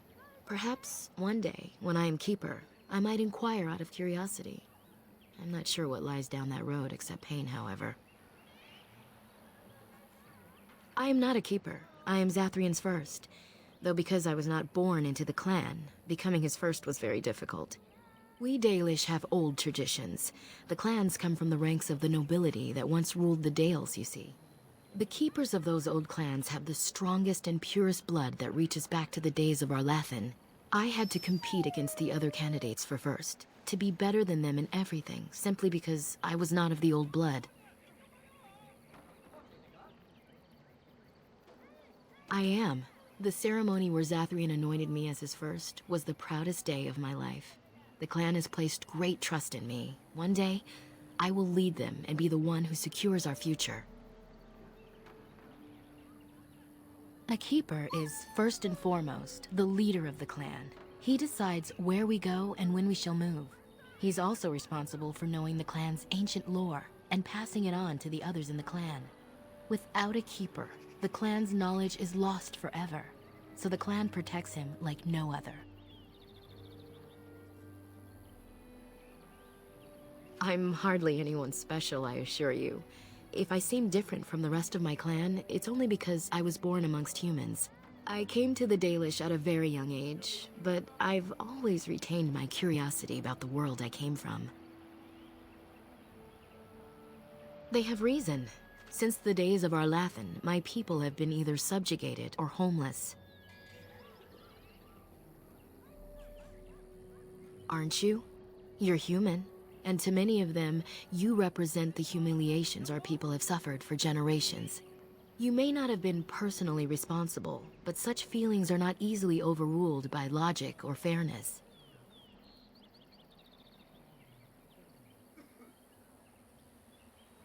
True, but I come from your world. The clan is all many Dalish have ever known. They fear outsiders. Perhaps this may change one day, but I believe the humans would have to take the first steps. If they are capable. It was our ancestral home, long ago when the humans first came to these lands. We were free then, and immortal. We did not know how to deal with the humans, and in the end, they turned their power against us and destroyed Arlathan. Our ancestors were enslaved, and our culture lost forever. Not to my knowledge. According to the old tales, the human mages sank Arlathan into the ground, crushing it beneath the rock. Yes, after a millennium of slavery, Andraste herself freed our people, she who was your maker's chosen. We worship the creators, as we always have. We give thanks to Andraste for her part in our freedom, but we do not worship her or her god. They died, but not of an aged body as other races do. Not until the humans came. According to the legends, association with humans caused us to quicken. Our blood sped, and we began to age. So we avoided them naturally. And then we were enslaved by them for 1,000 years. And in so doing, we all were quickened permanently and our immortality destroyed. Or so the old tales say. In time, and with seclusion, we Dalish have lengthy lifespans, and they will get longer. Zathrian himself has lived many centuries, though that is unusual even for us. The Tevinter Imperium was a force to be reckoned with. It was ruled by mages with powerful blood magic. Though our Latham fought, they lost. Shemlen, we call them. Quick children. I suppose it takes a certain arrogance to look upon another people as children, no? Perhaps we should be more heedful of our own role in our Lathan's loss. Even so, it was a bitter lesson to learn. One we are not grateful for. That was our second homeland. Our first was the great city of Arlathan. The Dales came when they were freed from enslavement. Elves everywhere journeyed hundreds and thousands of miles to the Dales, eager to start their lives anew. They called it the Long Walk. They reached the Dales and made it their own. And one day it was taken from us too, and you wonder why we are hostile. It requires an individual to prove he is not the outsider we have come to expect. Your own task to help our clan is certainly a step in the right direction. Certainly. Nothing that you could not ask Zathrian himself. He is the keeper of this clan and has been for a very long time. He is also a very good man who has lost much. The Dalish are everything to him, and he would do anything to protect them. He lost his family a very long time ago. I don't know the story, but I understand the circumstances were horrific. As you wish. Dareth Shirel. At least they have chosen freedom over subjugation. Danger than Delighted. slavery.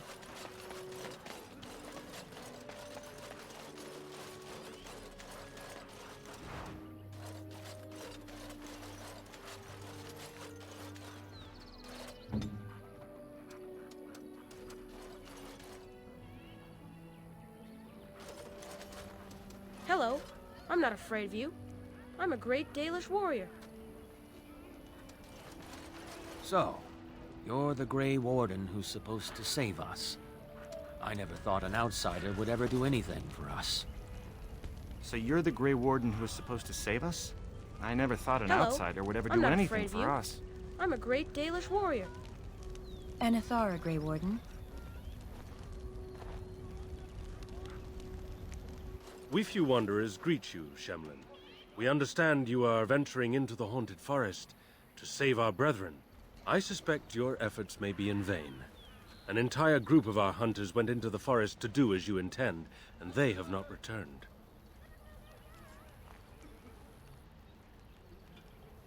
Ah, bravado. How encouraging to see it in our time of need. Our people lie sick and dying, but you boast for our amusement? How thoughtful.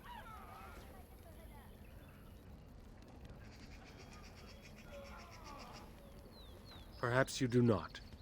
But you are an outsider, and that we must rely on your largesse is a bitter pill for us to swallow. You are being most unkind, Sayril. Would you refuse our hunters' help simply because of the hand that offered it? You shame me, Lethalan. I have allowed my bitterness to cloud my better judgment. Forgive me, Grey Warden. It is most difficult to forget the lessons the Shemlen have taught us.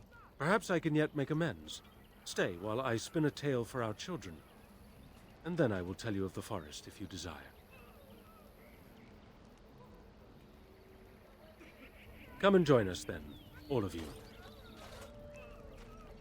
Now, what say we tell the story of the fall of the Dales? Which of you children knows that best? I think I do. Yes? Then come, child. Oh, don't be frightened of the outsiders. Now, where do you suppose such a tale should begin? When we were slaves? Yes. Long ago, our people were slaves to an empire the Shemlin had built on the darkest magic.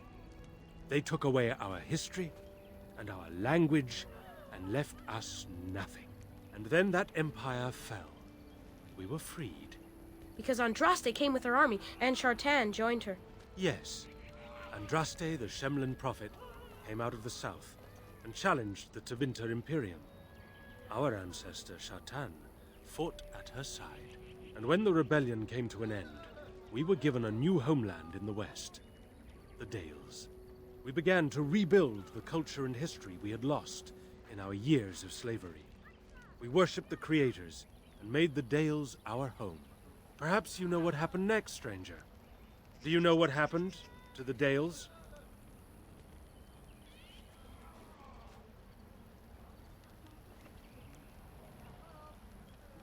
But you do not.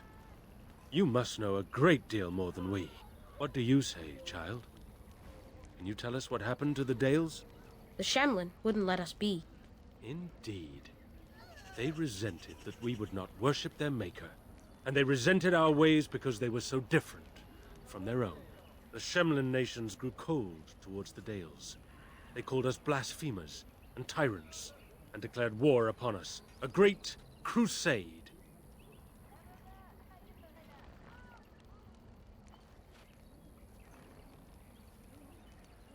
Told by whom? A history that has been dictated by the victors, no doubt. Oh, I am certain we played a part in our downfall. We believed that the Shemlin would not revoke their prophet's gift so lightly. We were wrong. They took our lands, forcing us to abandon our gods and live as beggars in Shemlin cities. But there were those of us who refused to abandon our ways. They emblazoned the symbols of the creators upon their flesh and vowed to keep their ancient lore alive. That's us. That's the Dalish. Indeed, child.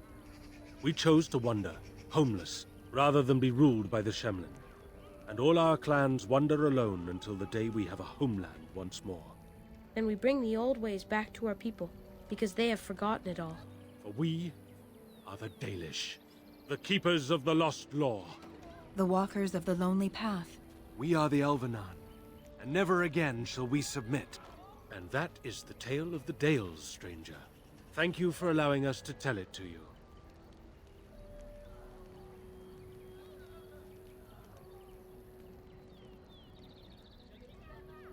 Perhaps another time. You are the guest here, and one who may yet prove of great help to our ailing hunters. Now, as I said I would, I can tell you what I know of the Brazilian forest. Do you wish to hear it? Our legends say that before the Shemlin came, the Brazilian forest was a place of our ancestors that predated even our oldest homeland. The people of the Imperium came here and gave the forest its name. If they found traces of our ancestors, we cannot say. If they did, those elves were slain or enslaved. We know only that a great many battles were fought here. These trees grow upon the graves of those who fell, Shemlin and elves both. Indeed. Very wise of you. There was so much death that the veil into the beyond was torn. The Shemlin know the beyond as the Fade, the place of dreams and spirits. When the veil is torn, spirits pass into our world freely. The legends say that one great spirit possessed the wolf that became Witherfang, who passed its curse of rage onto men and created werewolves.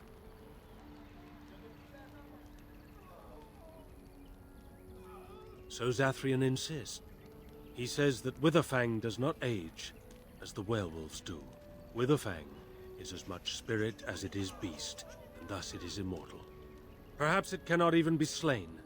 At the very least, it is old and powerful, much as Zathrian himself. The forest is said to be haunted. Spirits possess the trees, the wolves, even the bodies of the dead. They yearn for true life, you see. Who can say what value the Imperium placed on this land? And how many elves died here, in slavery? Even the barbarians, who came to overthrow the Imperium, fought and died on this soil.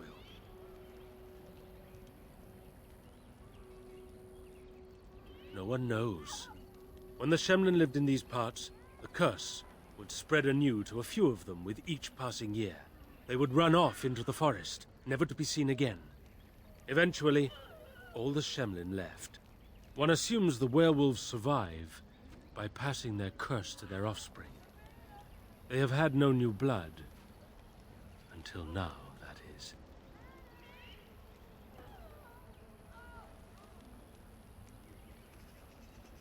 It is said that one or two have turned already, though the Keeper denies it. As for the rest, they will either die or turn, unless they are killed out of mercy. I would rather die than become a ravening, soulless beast. Wouldn't you? One last warning. The forest is like a thing alive. It changes as it wills, closing paths behind you and opening up new ones. Too many have become lost within, unable to find their way out. Were I you, I would endeavor not to make the forest my enemy.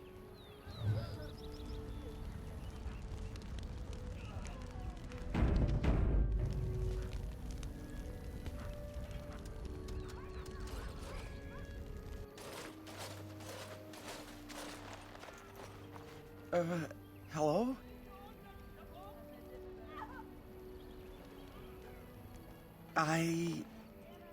That is,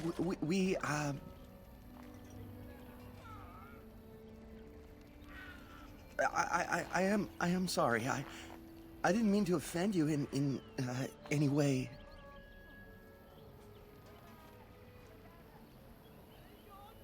I am Kamen, a hunter apprentice. Though I wish I could become a real hunter. Never mind. Just go away and leave me alone. I told you to leave me alone. I shouldn't be talking about this to an outsider. You wouldn't understand. Before you... all right. I suppose it makes no difference. I've been an apprentice for too long. To become a true hunter, I must bring back the pelt of a beast I killed myself. A boar or a wolf or something. I wanted to hunt in the forest, but we're forbidden to enter because of the attack. But the real problem is Gaina.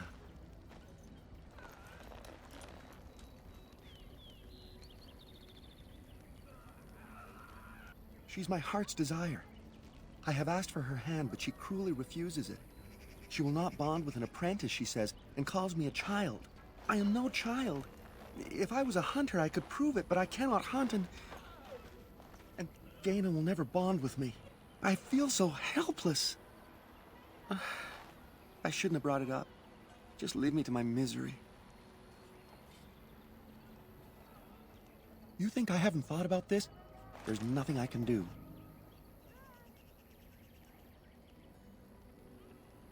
Wooing? I don't understand. No, we've never done anything like that. Never. Of course I am. Why would you think otherwise? Yes, that's probably for the best. There's nothing more for us to speak of. Go away. No. Leave me be.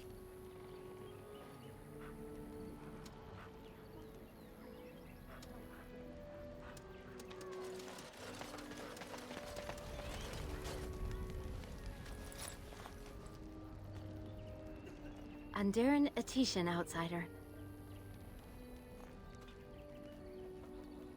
I am not sure what I can tell you, but I shall try. You should speak to Lanaya. She's the Keeper's first and knows much of such questions. You would be best to speak to Seyrel. He is our storyteller and knows far more of such tales. Zathrian? He has been our keeper since long before my parents' parents were born. What could you wish to know about him? I don't know. very old. It is said that Zathrian may be one of the first to become as our ancestors were long ago, immortal. We all live longer than the Flat Ears, the elves who live with humans. The Keepers even more so because of their knowledge of the old ways. Why Zathrian differs from the others, I do not know. Perhaps he has been blessed by the Creators. Of course. Does your Maker need to come down from the heavens and speak out loud for you to believe in him? There is little harm in my belief that our own gods watch over us from the heavens, full of hope for our future. He keeps us safe, and he keeps the knowledge of our people safe, so we may bring it to all of our people one day. The ways of our ancestors, of course, from the time of our Lathan, before the human empire enslaved our people. From the other clans, and from the artifacts we uncover in our travels. Everywhere the old empire was, so went their slaves. Pieces of our past lie everywhere. To the Flat Ears, those who live with the humans, when we have a new homeland to settle in, we shall teach all elves the ways they have forgotten. Yes. What is that? You spoke to him? What did he say?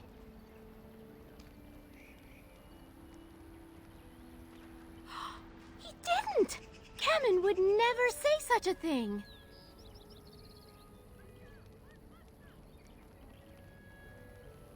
That he would speak of such things to an outsider! That fair-skinned calf! I'll tell him exactly what he'll get! Kamen? How dare you! What? But Gaina... Don't even start with your excuses! I already know what you've been saying. Did you really think I was so simple? Please, let me explain, Gaina. No, you will never have me, Kamen.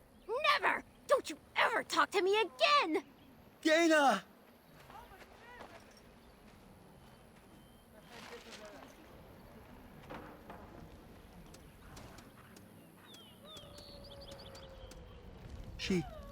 She's gone now. Lost to me forever. Here, take this. I was going to give it to her for our bonding. But now, I don't even want to see it. Please, just leave me be.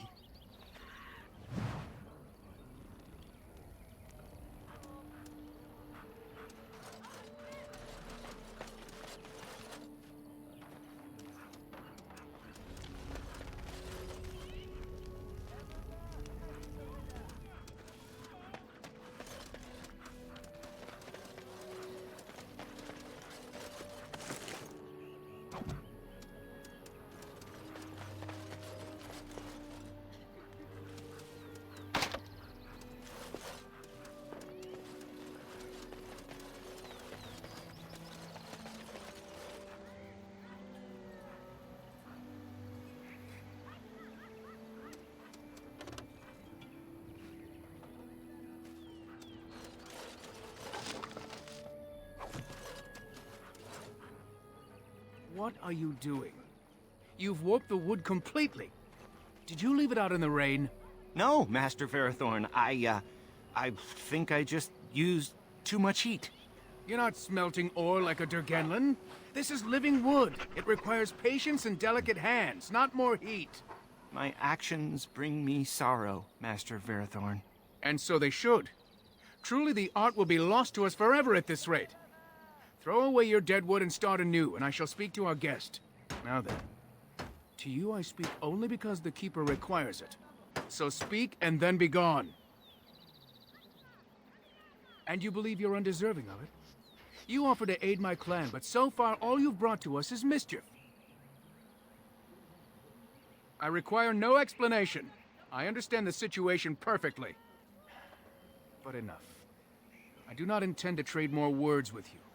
State your business or leave. Yes, the Keeper sent word that you might ask me for such. I took the liberty of assembling some goods that our hunters use. There is a large chest by the Araville where I put everything we could spare. Feel free to sort through it and take whatever you need. No, nothing. Take what equipment you wish from the chest and go. Yes? What is it now?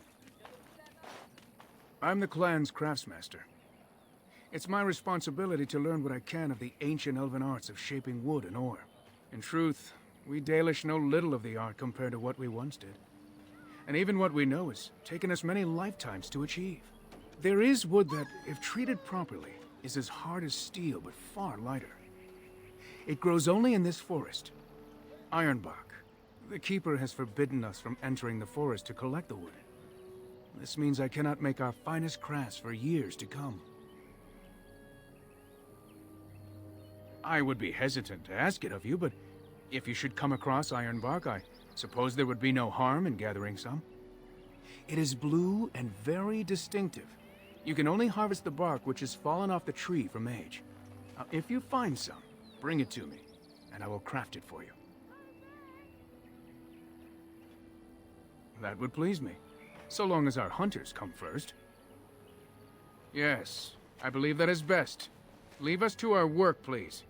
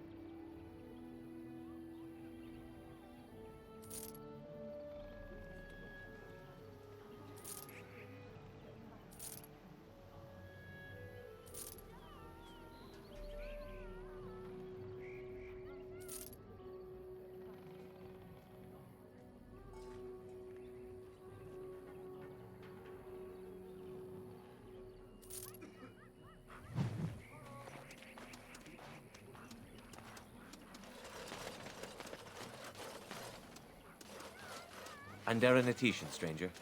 I am Athras. I hope the others have not been too harsh in their treatment of you. It is not our intention to insult a Grey Warden.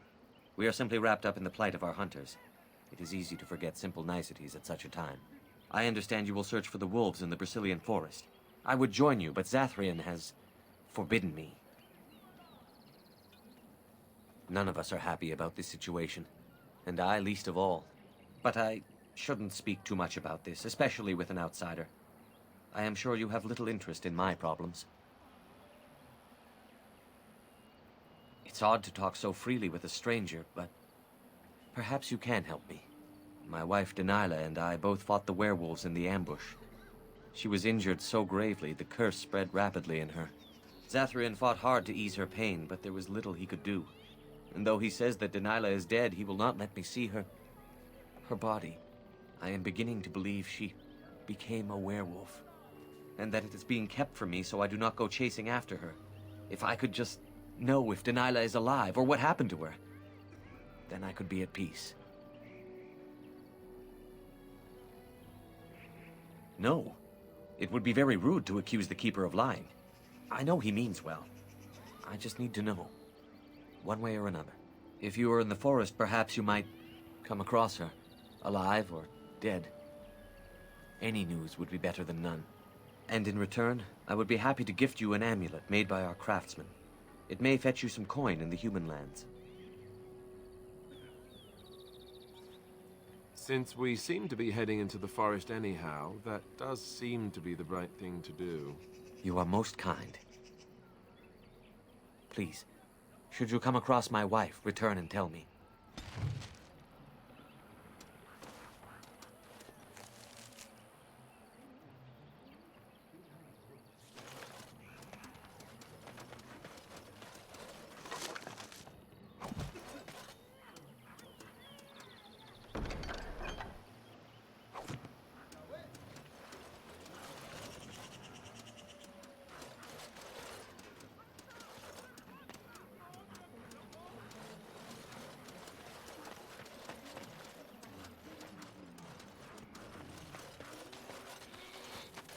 Who comes?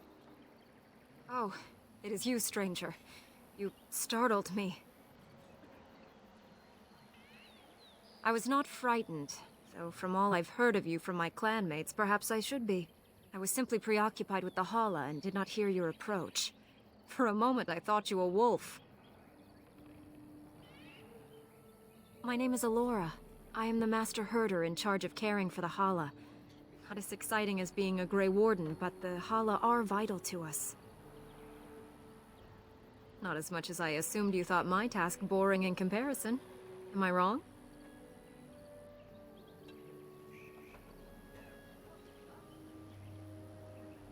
You are kind to say so, but it is not quite on the same level as saving the lands from the spread of shadow, I am sure.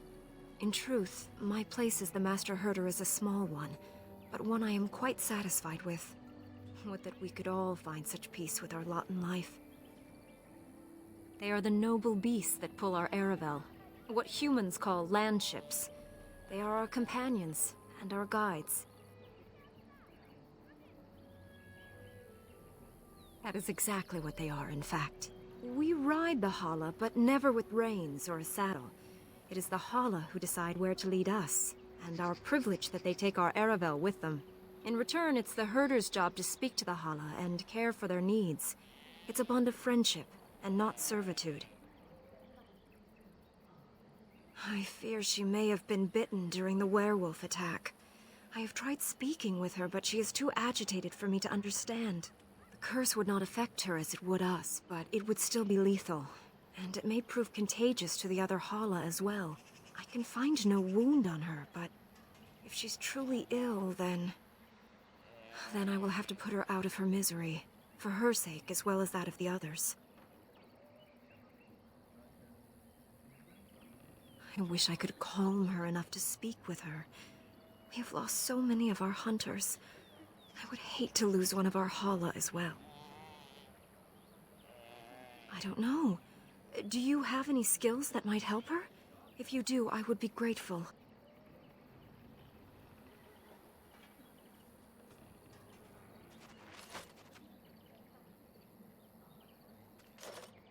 And? What do you think? Ah, it is as I thought then. Then there is no point in delaying the inevitable. Let us make an end to it. Lonely Hala, lost in the rain. See the lights, how they shine in the sky. Let them guide your way home. Dara Shiral, my dearest friend, farewell.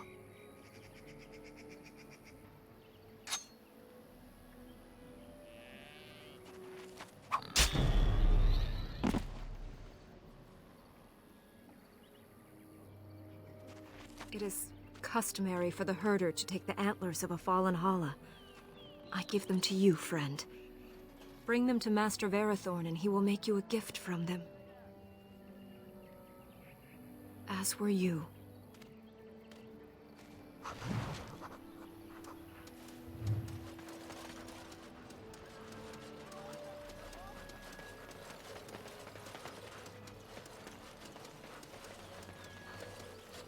Yes? What is it now?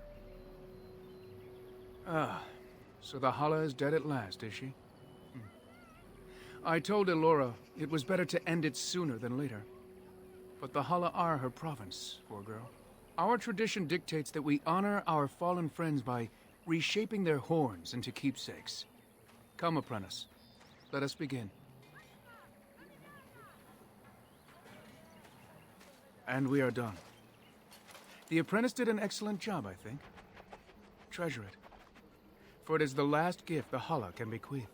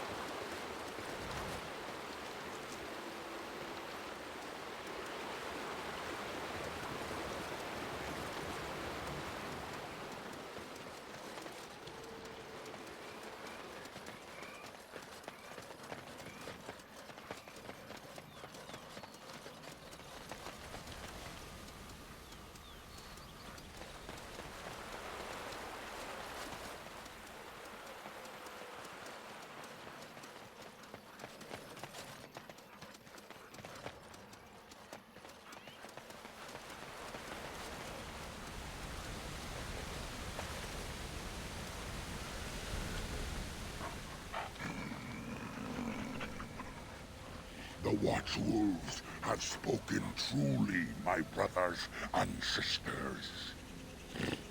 The Dalish and the human of all things, to repay us for our attack, to put us in our place. What bitter irony.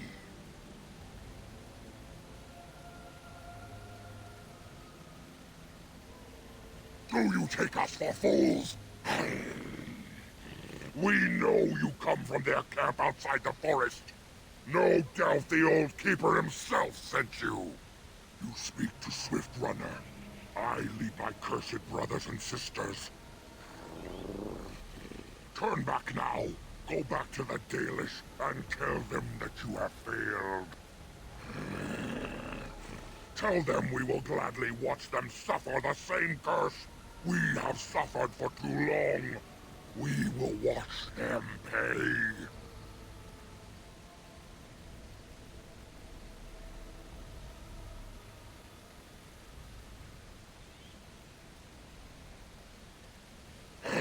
Very well. I will not risk throwing my people at you like unthinking brutes. Come, brothers and sisters. Let us retreat. The forest has eyes of its own, and it will deal with intruders as it always has.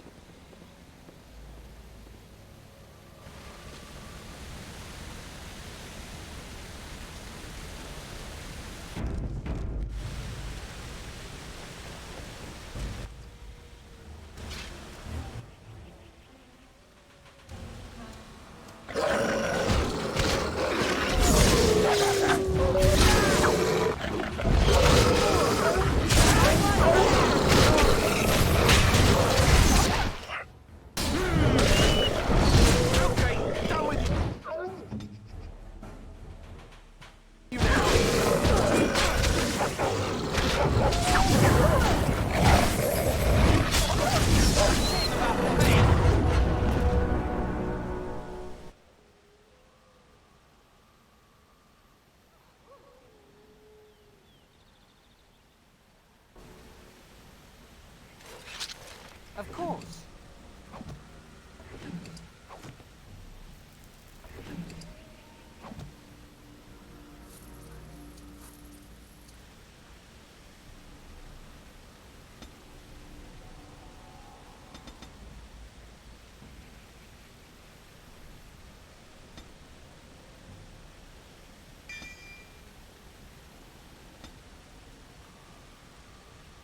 I am yours.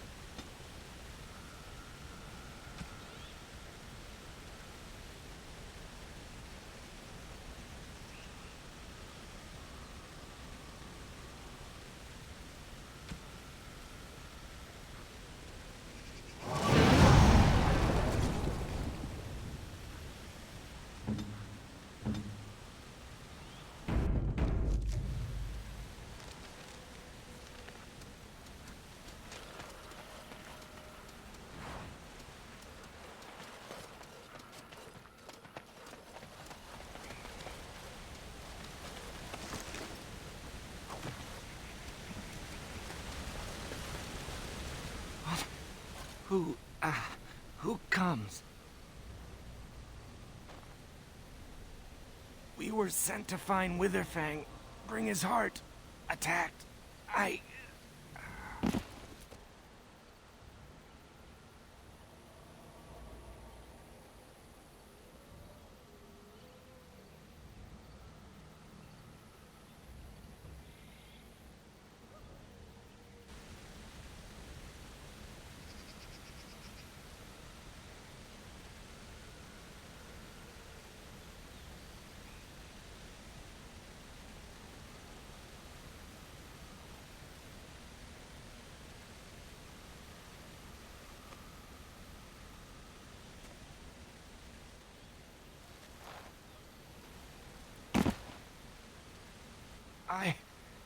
Where am I? Am I still in the woods? I see. What of the other hunters? Do they yet live? I hope that they found safety. Though it seems unlikely. Traces only. We did not see the great wolf itself. Before the werewolves attacked, we tried our best, but too many. Pain!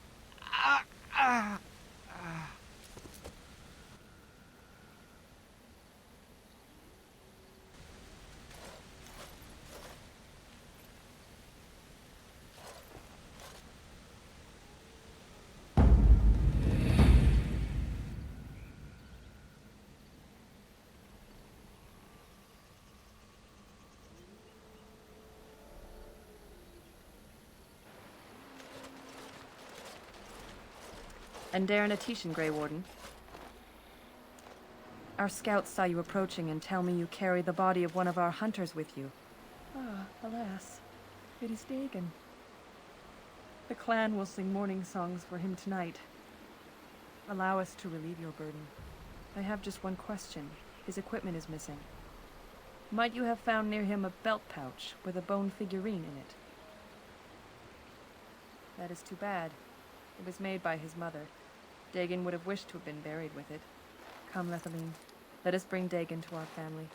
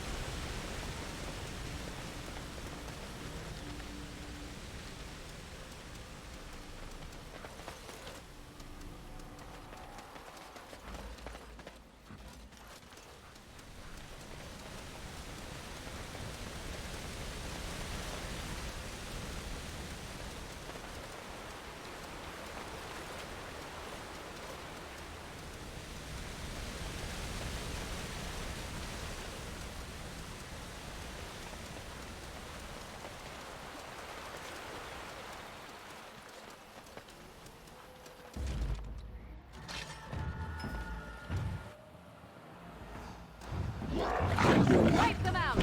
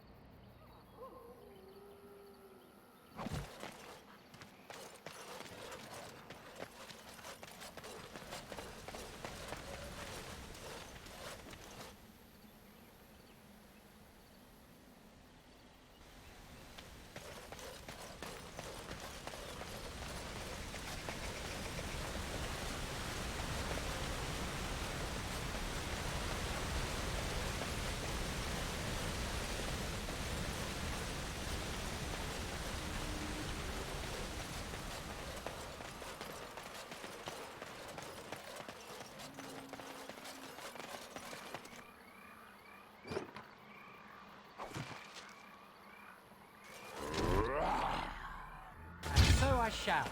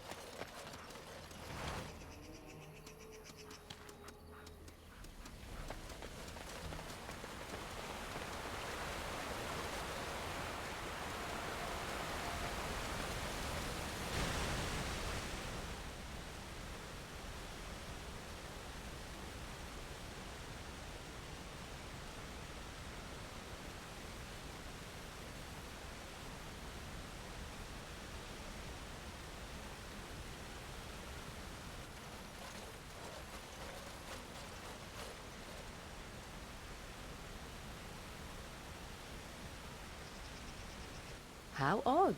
A camp with no campers, complete with fire and warm blankets. Rather inviting, would you not say?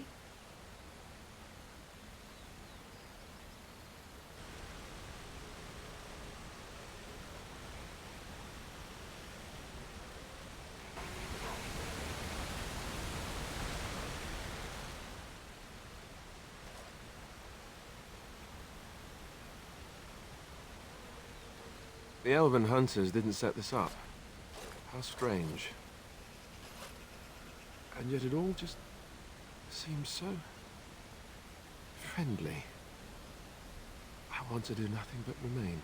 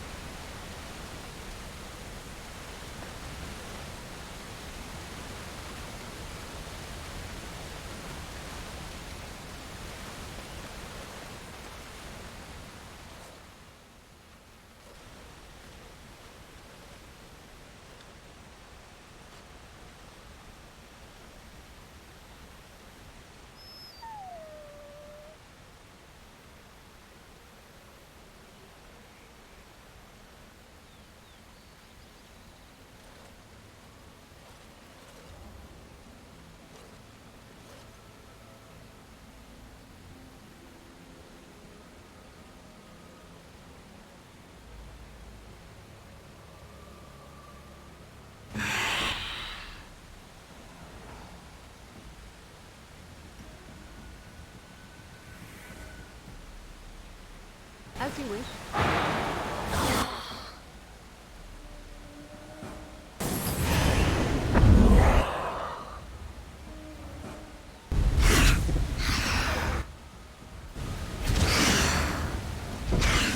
Tear them apart!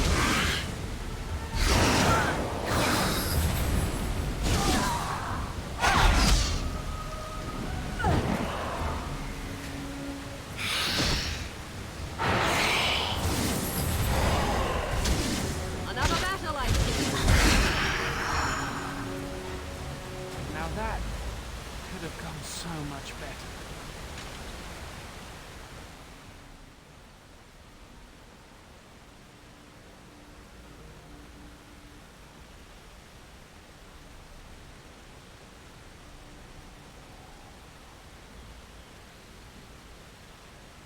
A hungry spirit luring those who pass to their rest and their doom.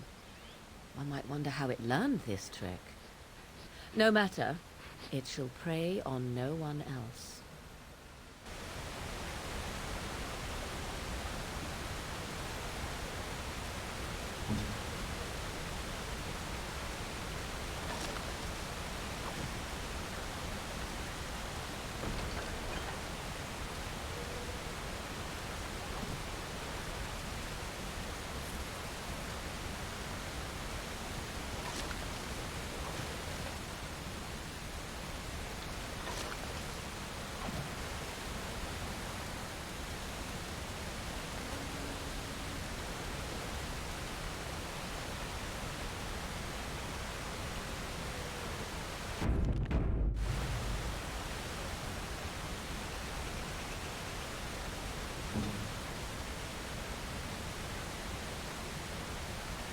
Yes, my friend.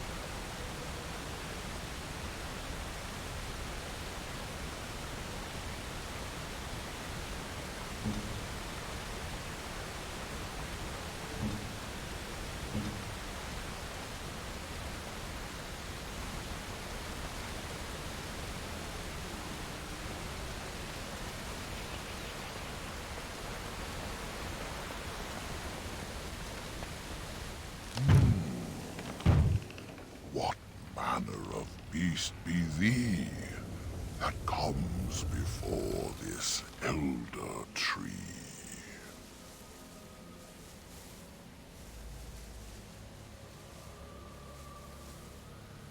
Ah, yes, I remember thy kind, so brief of life and all but blind. To the peril you cause, the lives you take, such chaos is sown within thy wake. Allow me a moment to welcome thee. I am called the Grand Oak, sometimes the Elder Tree. It rhymes? 'Tis a rhyming tree. One can only imagine what manner of spirit is involved here. And unless thou think'st it far too soon, might I ask of thee a boon? I am an elder oak and nothing more. Though once I dreamt of a time before when I roamed the world and howled with pain, not of this world, but twixt and twain. Perhaps I was a spirit then, a wandering thing drawn to this glen. But then that spirit joined with a tree. Since then, a tree is all I be.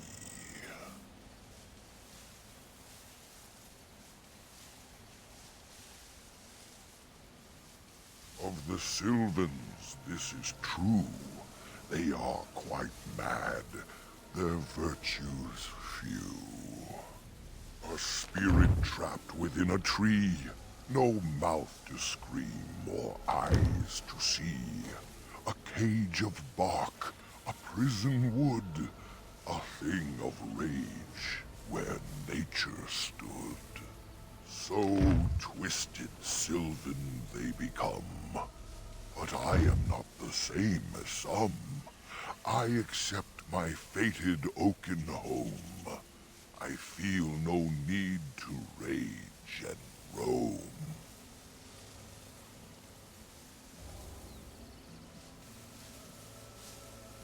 I do not know. Why dost thou not? Thy words seem plain, a mundane lot. Perhaps a poet's soul's in me. Does that make me a poetry?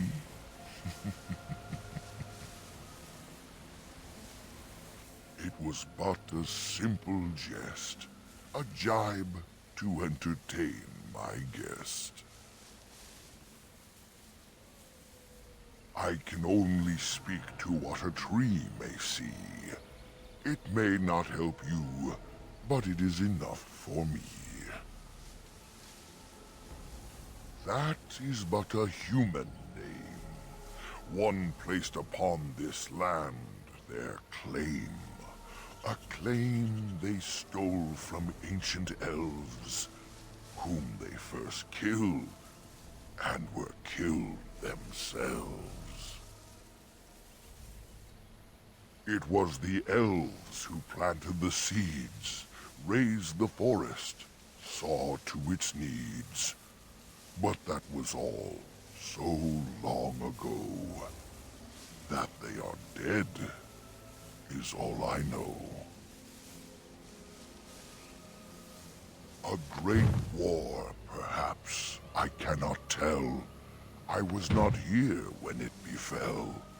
But many deaths here, all the same.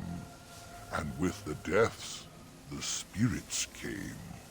The spirits entered corpse and tree, and most went mad, as thou canst see.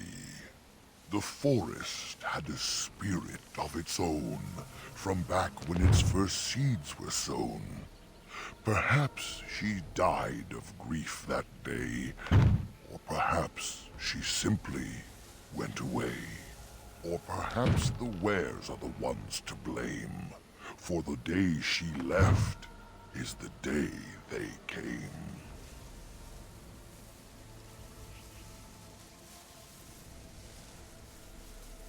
I speak as clearly as I see. Plainer than this, I cannot be. In the center of the forest the wares do dwell, or so go the tales my fellows tell. But they cannot be followed there. The forest doth protect the wares. Perhaps wares use magic to command the trees. All I know is they move as they please.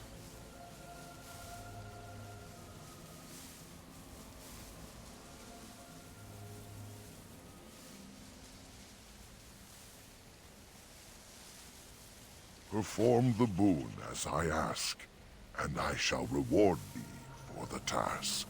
I have but one desire, to solve a matter very dire. As I slept one early morn, a thief did come and steal an acorn. All I have is my being, my seed. Without it, I am alone indeed. I cannot go and seek it out, yet I shall die if left without.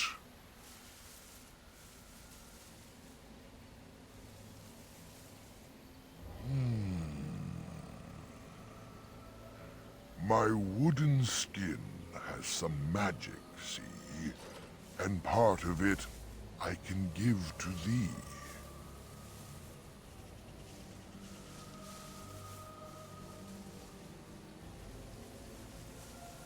The forest would see thee as a tree, and so no harm would come to thee.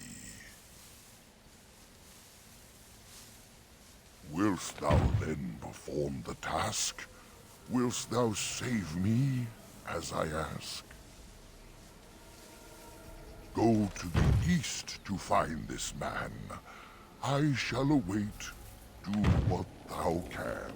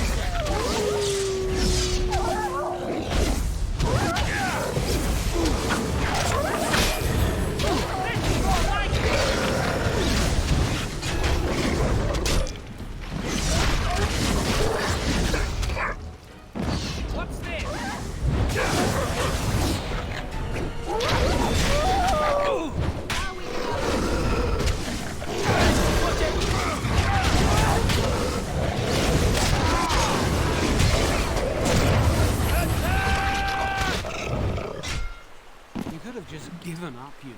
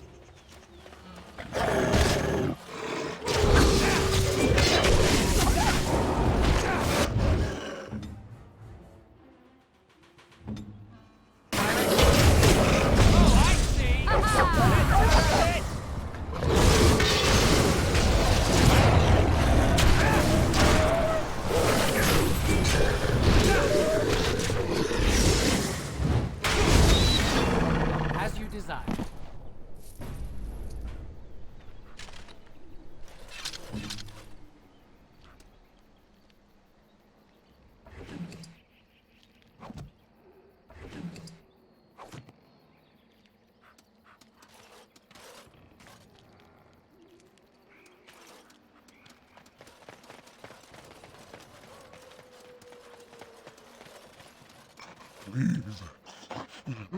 Help. Listen. I am not the mindless beast I appear to be.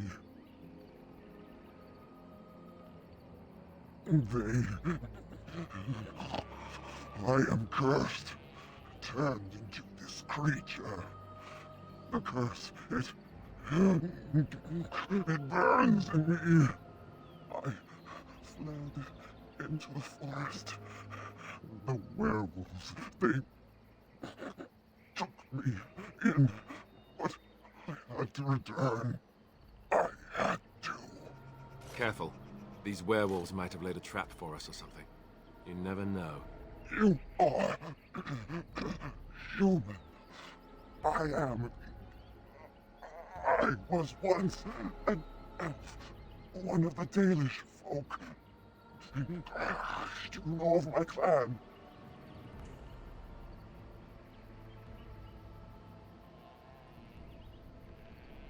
The Keeper sent you? Then you seek Witherfang.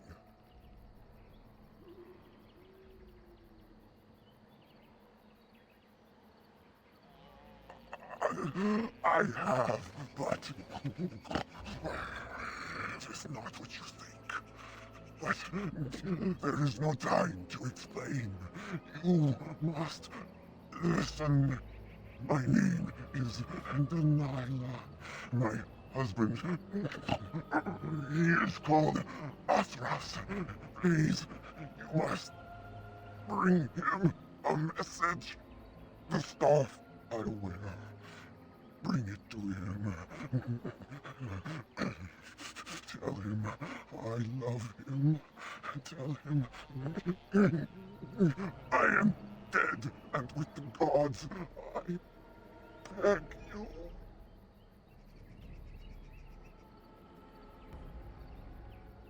I want him to be at peace. He is a good man. Please do not let him suffer thinking of me. Oh, the pain. The curse is fire in my blood. Please, hand it for me. Hand it quickly.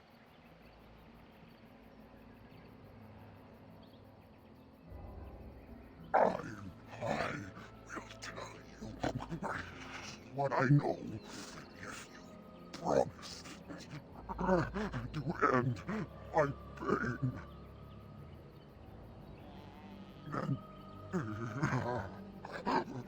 Then know this. The werewolves are no longer violent animals. They have overcome the curse like I have.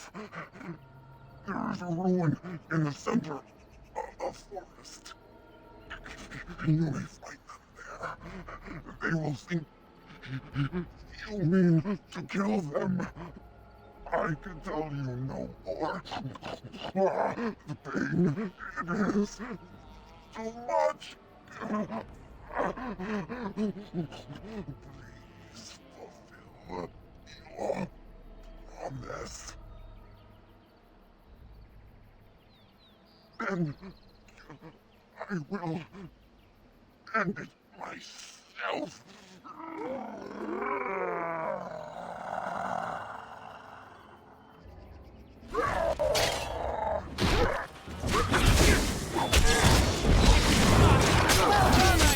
Well done!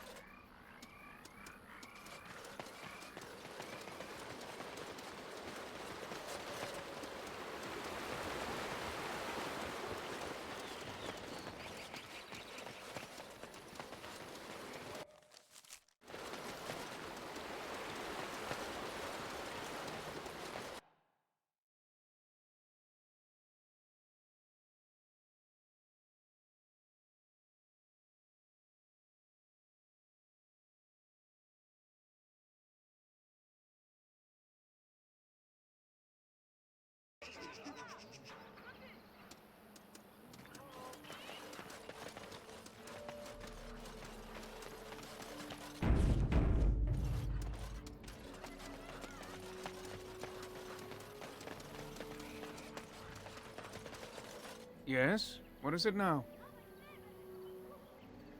Truly? Let me see. Yes, that is indeed iron bark, and a substantial quantity of it as well.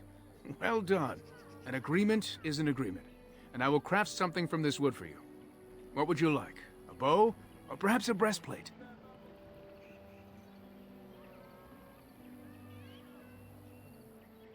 Manuvinin, I will craft it myself. Watch if you prefer, it will not take long.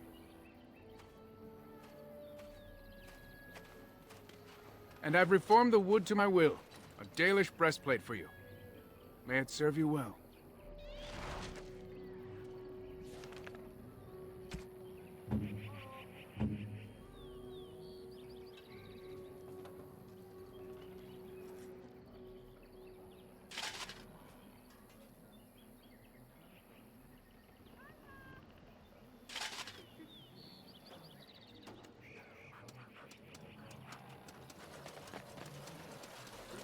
You have returned. Is there any chance you have news of Delilah? You have news? Have you found her? Are you certain? That is her scarf. Where did you find her? What's become of her?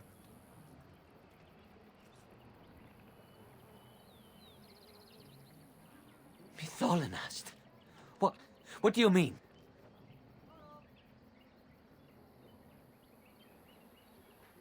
By the creators, what? What happened to her?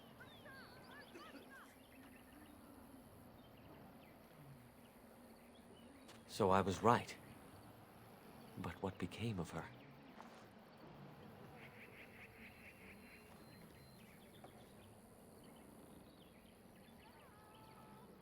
That is a brutal thing to say. But I must accept she is lost to me. Just as much as if she were dead. Here is the amulet, as I promised. Now I should go and make arrangements. I must mourn my wife as is proper. Dareth Shira, fare you well.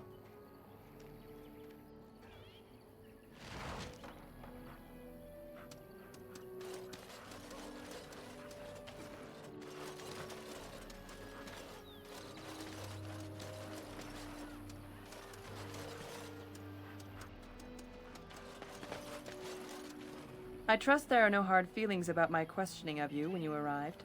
We Dalish must protect ourselves from trouble at all times.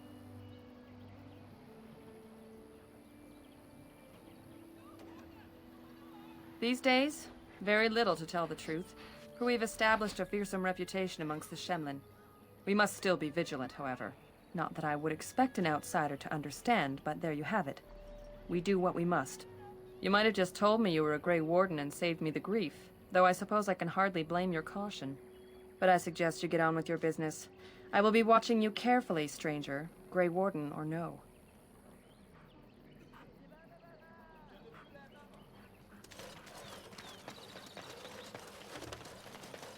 So tell me, was the Tower of Magi everything you thought it would be? Abominations running rampant? Templars ready to slaughter every mage in sight?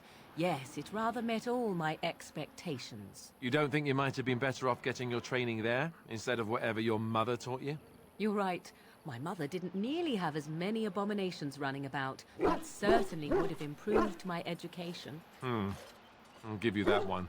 I'm so relieved.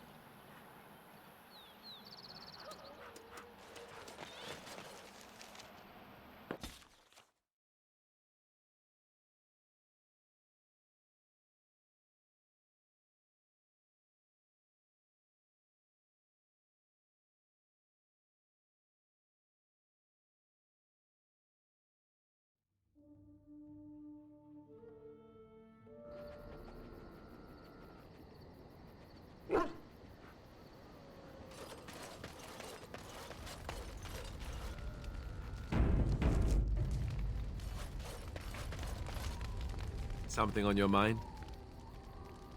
Of course.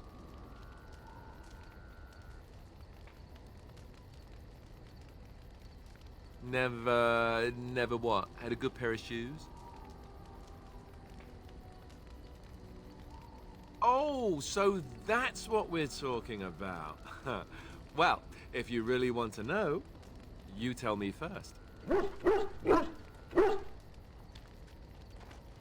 And apparently you have no shame as well. Well, all right, I'll play along. I myself never had the pleasure. Not that I haven't thought about it, of course. But, you know.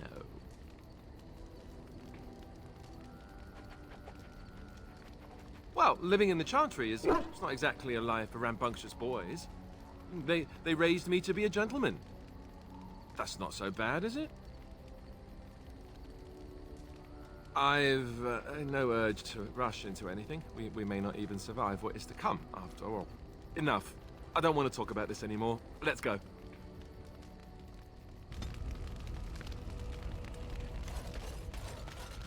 You are not quite as callow as I thought. That is unexpected.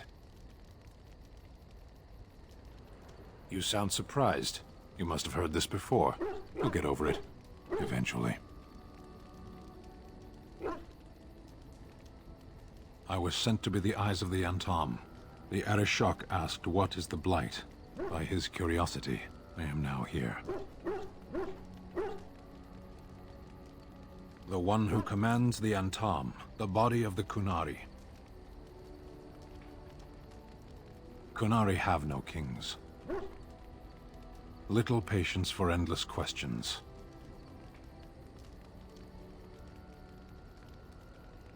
A portion of it. Were you not at Ostagar when the army was overwhelmed? That is your answer.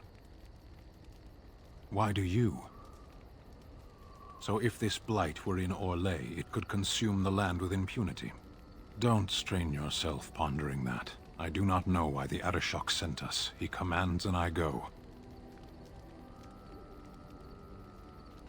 Yes. Never. I cannot go home. It doesn't matter now. Can we move on? We keep the Darkspawn waiting. As you wish.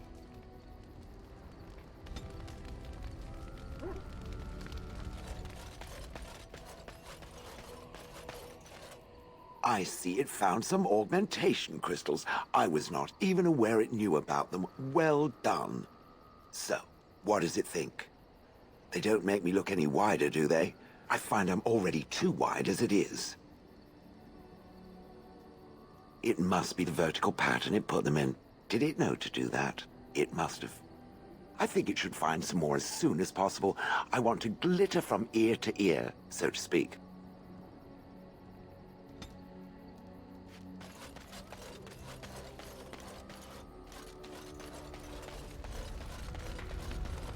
I wish to ask a question of you. I wish to know your opinion of love. Yes, it is a valid question. You and I have been intimate, for one. We have been close for some time now. You are impressive in many ways, and you even protected me from Flemeth without hope of reward. I feel anxious when I look upon you. I dislike this sense of dependency. 'Tis a weakness I abhor. If this is love, I wish to ascertain that you do not feel the same.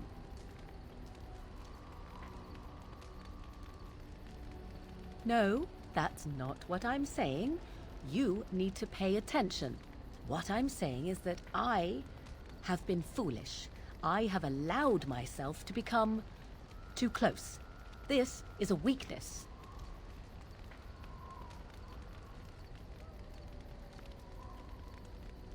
You are not listening to me. Do not be such a fool. This is for your own good. I am not like other women. I am not worth your distraction, and you are not worth mine. Perhaps you are right. We enjoy each other's company. Why make it more than it is? I think you will regret it in the end, but so be it.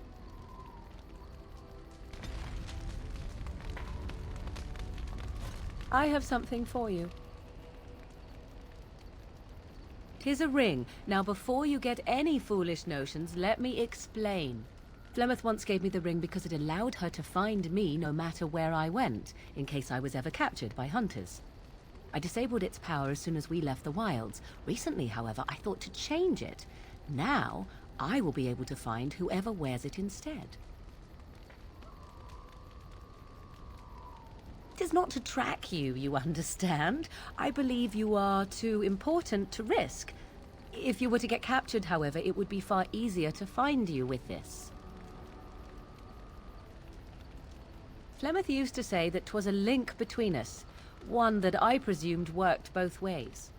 I never tested it, but I doubt she would have lied over such a thing, so it would mean I am linked to you as much as you to I. I do not know. As I said, I never tested it. Perhaps.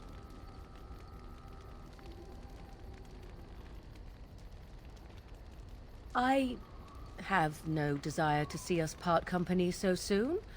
Not unless we wish to, that is. Do not read more into it than is there.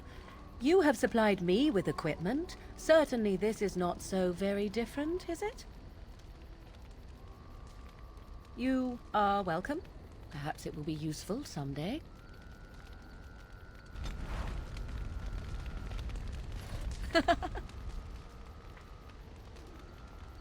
We are in camp, so 'tis as good a time as any.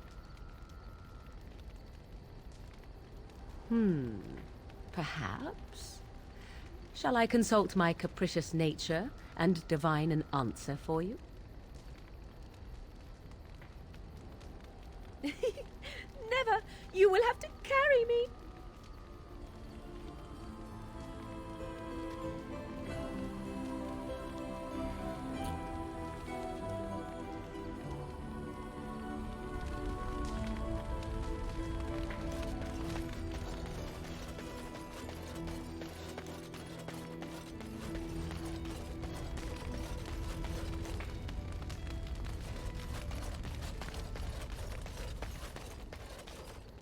On your order, Grey Warden. The Jarl was generous, but rushed. Certain areas could see improvement. We're a mercenary force, Warden. Much of our equipment is self-financed. Were you to commit additional funds, we'd upgrade as we saw the need.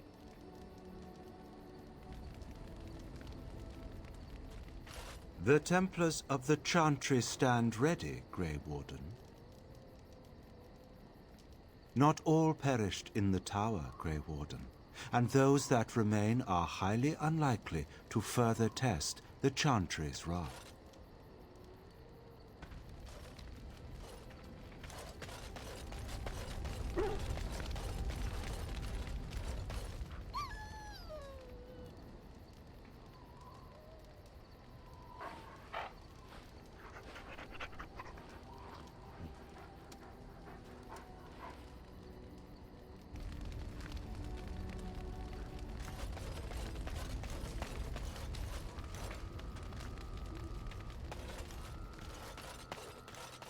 You and your friends are formidable folk, indeed. It's good to have you along on the road. I'm sure you'll be pleased with the goods my boy and I have collected, and with your discount.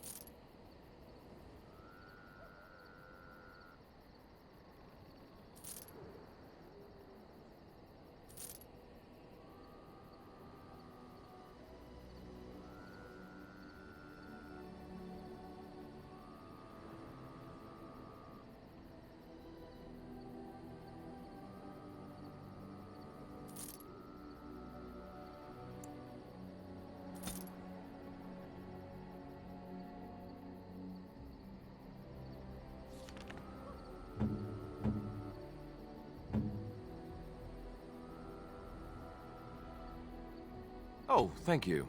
That's very nice. Oh, thank you. That's very nice.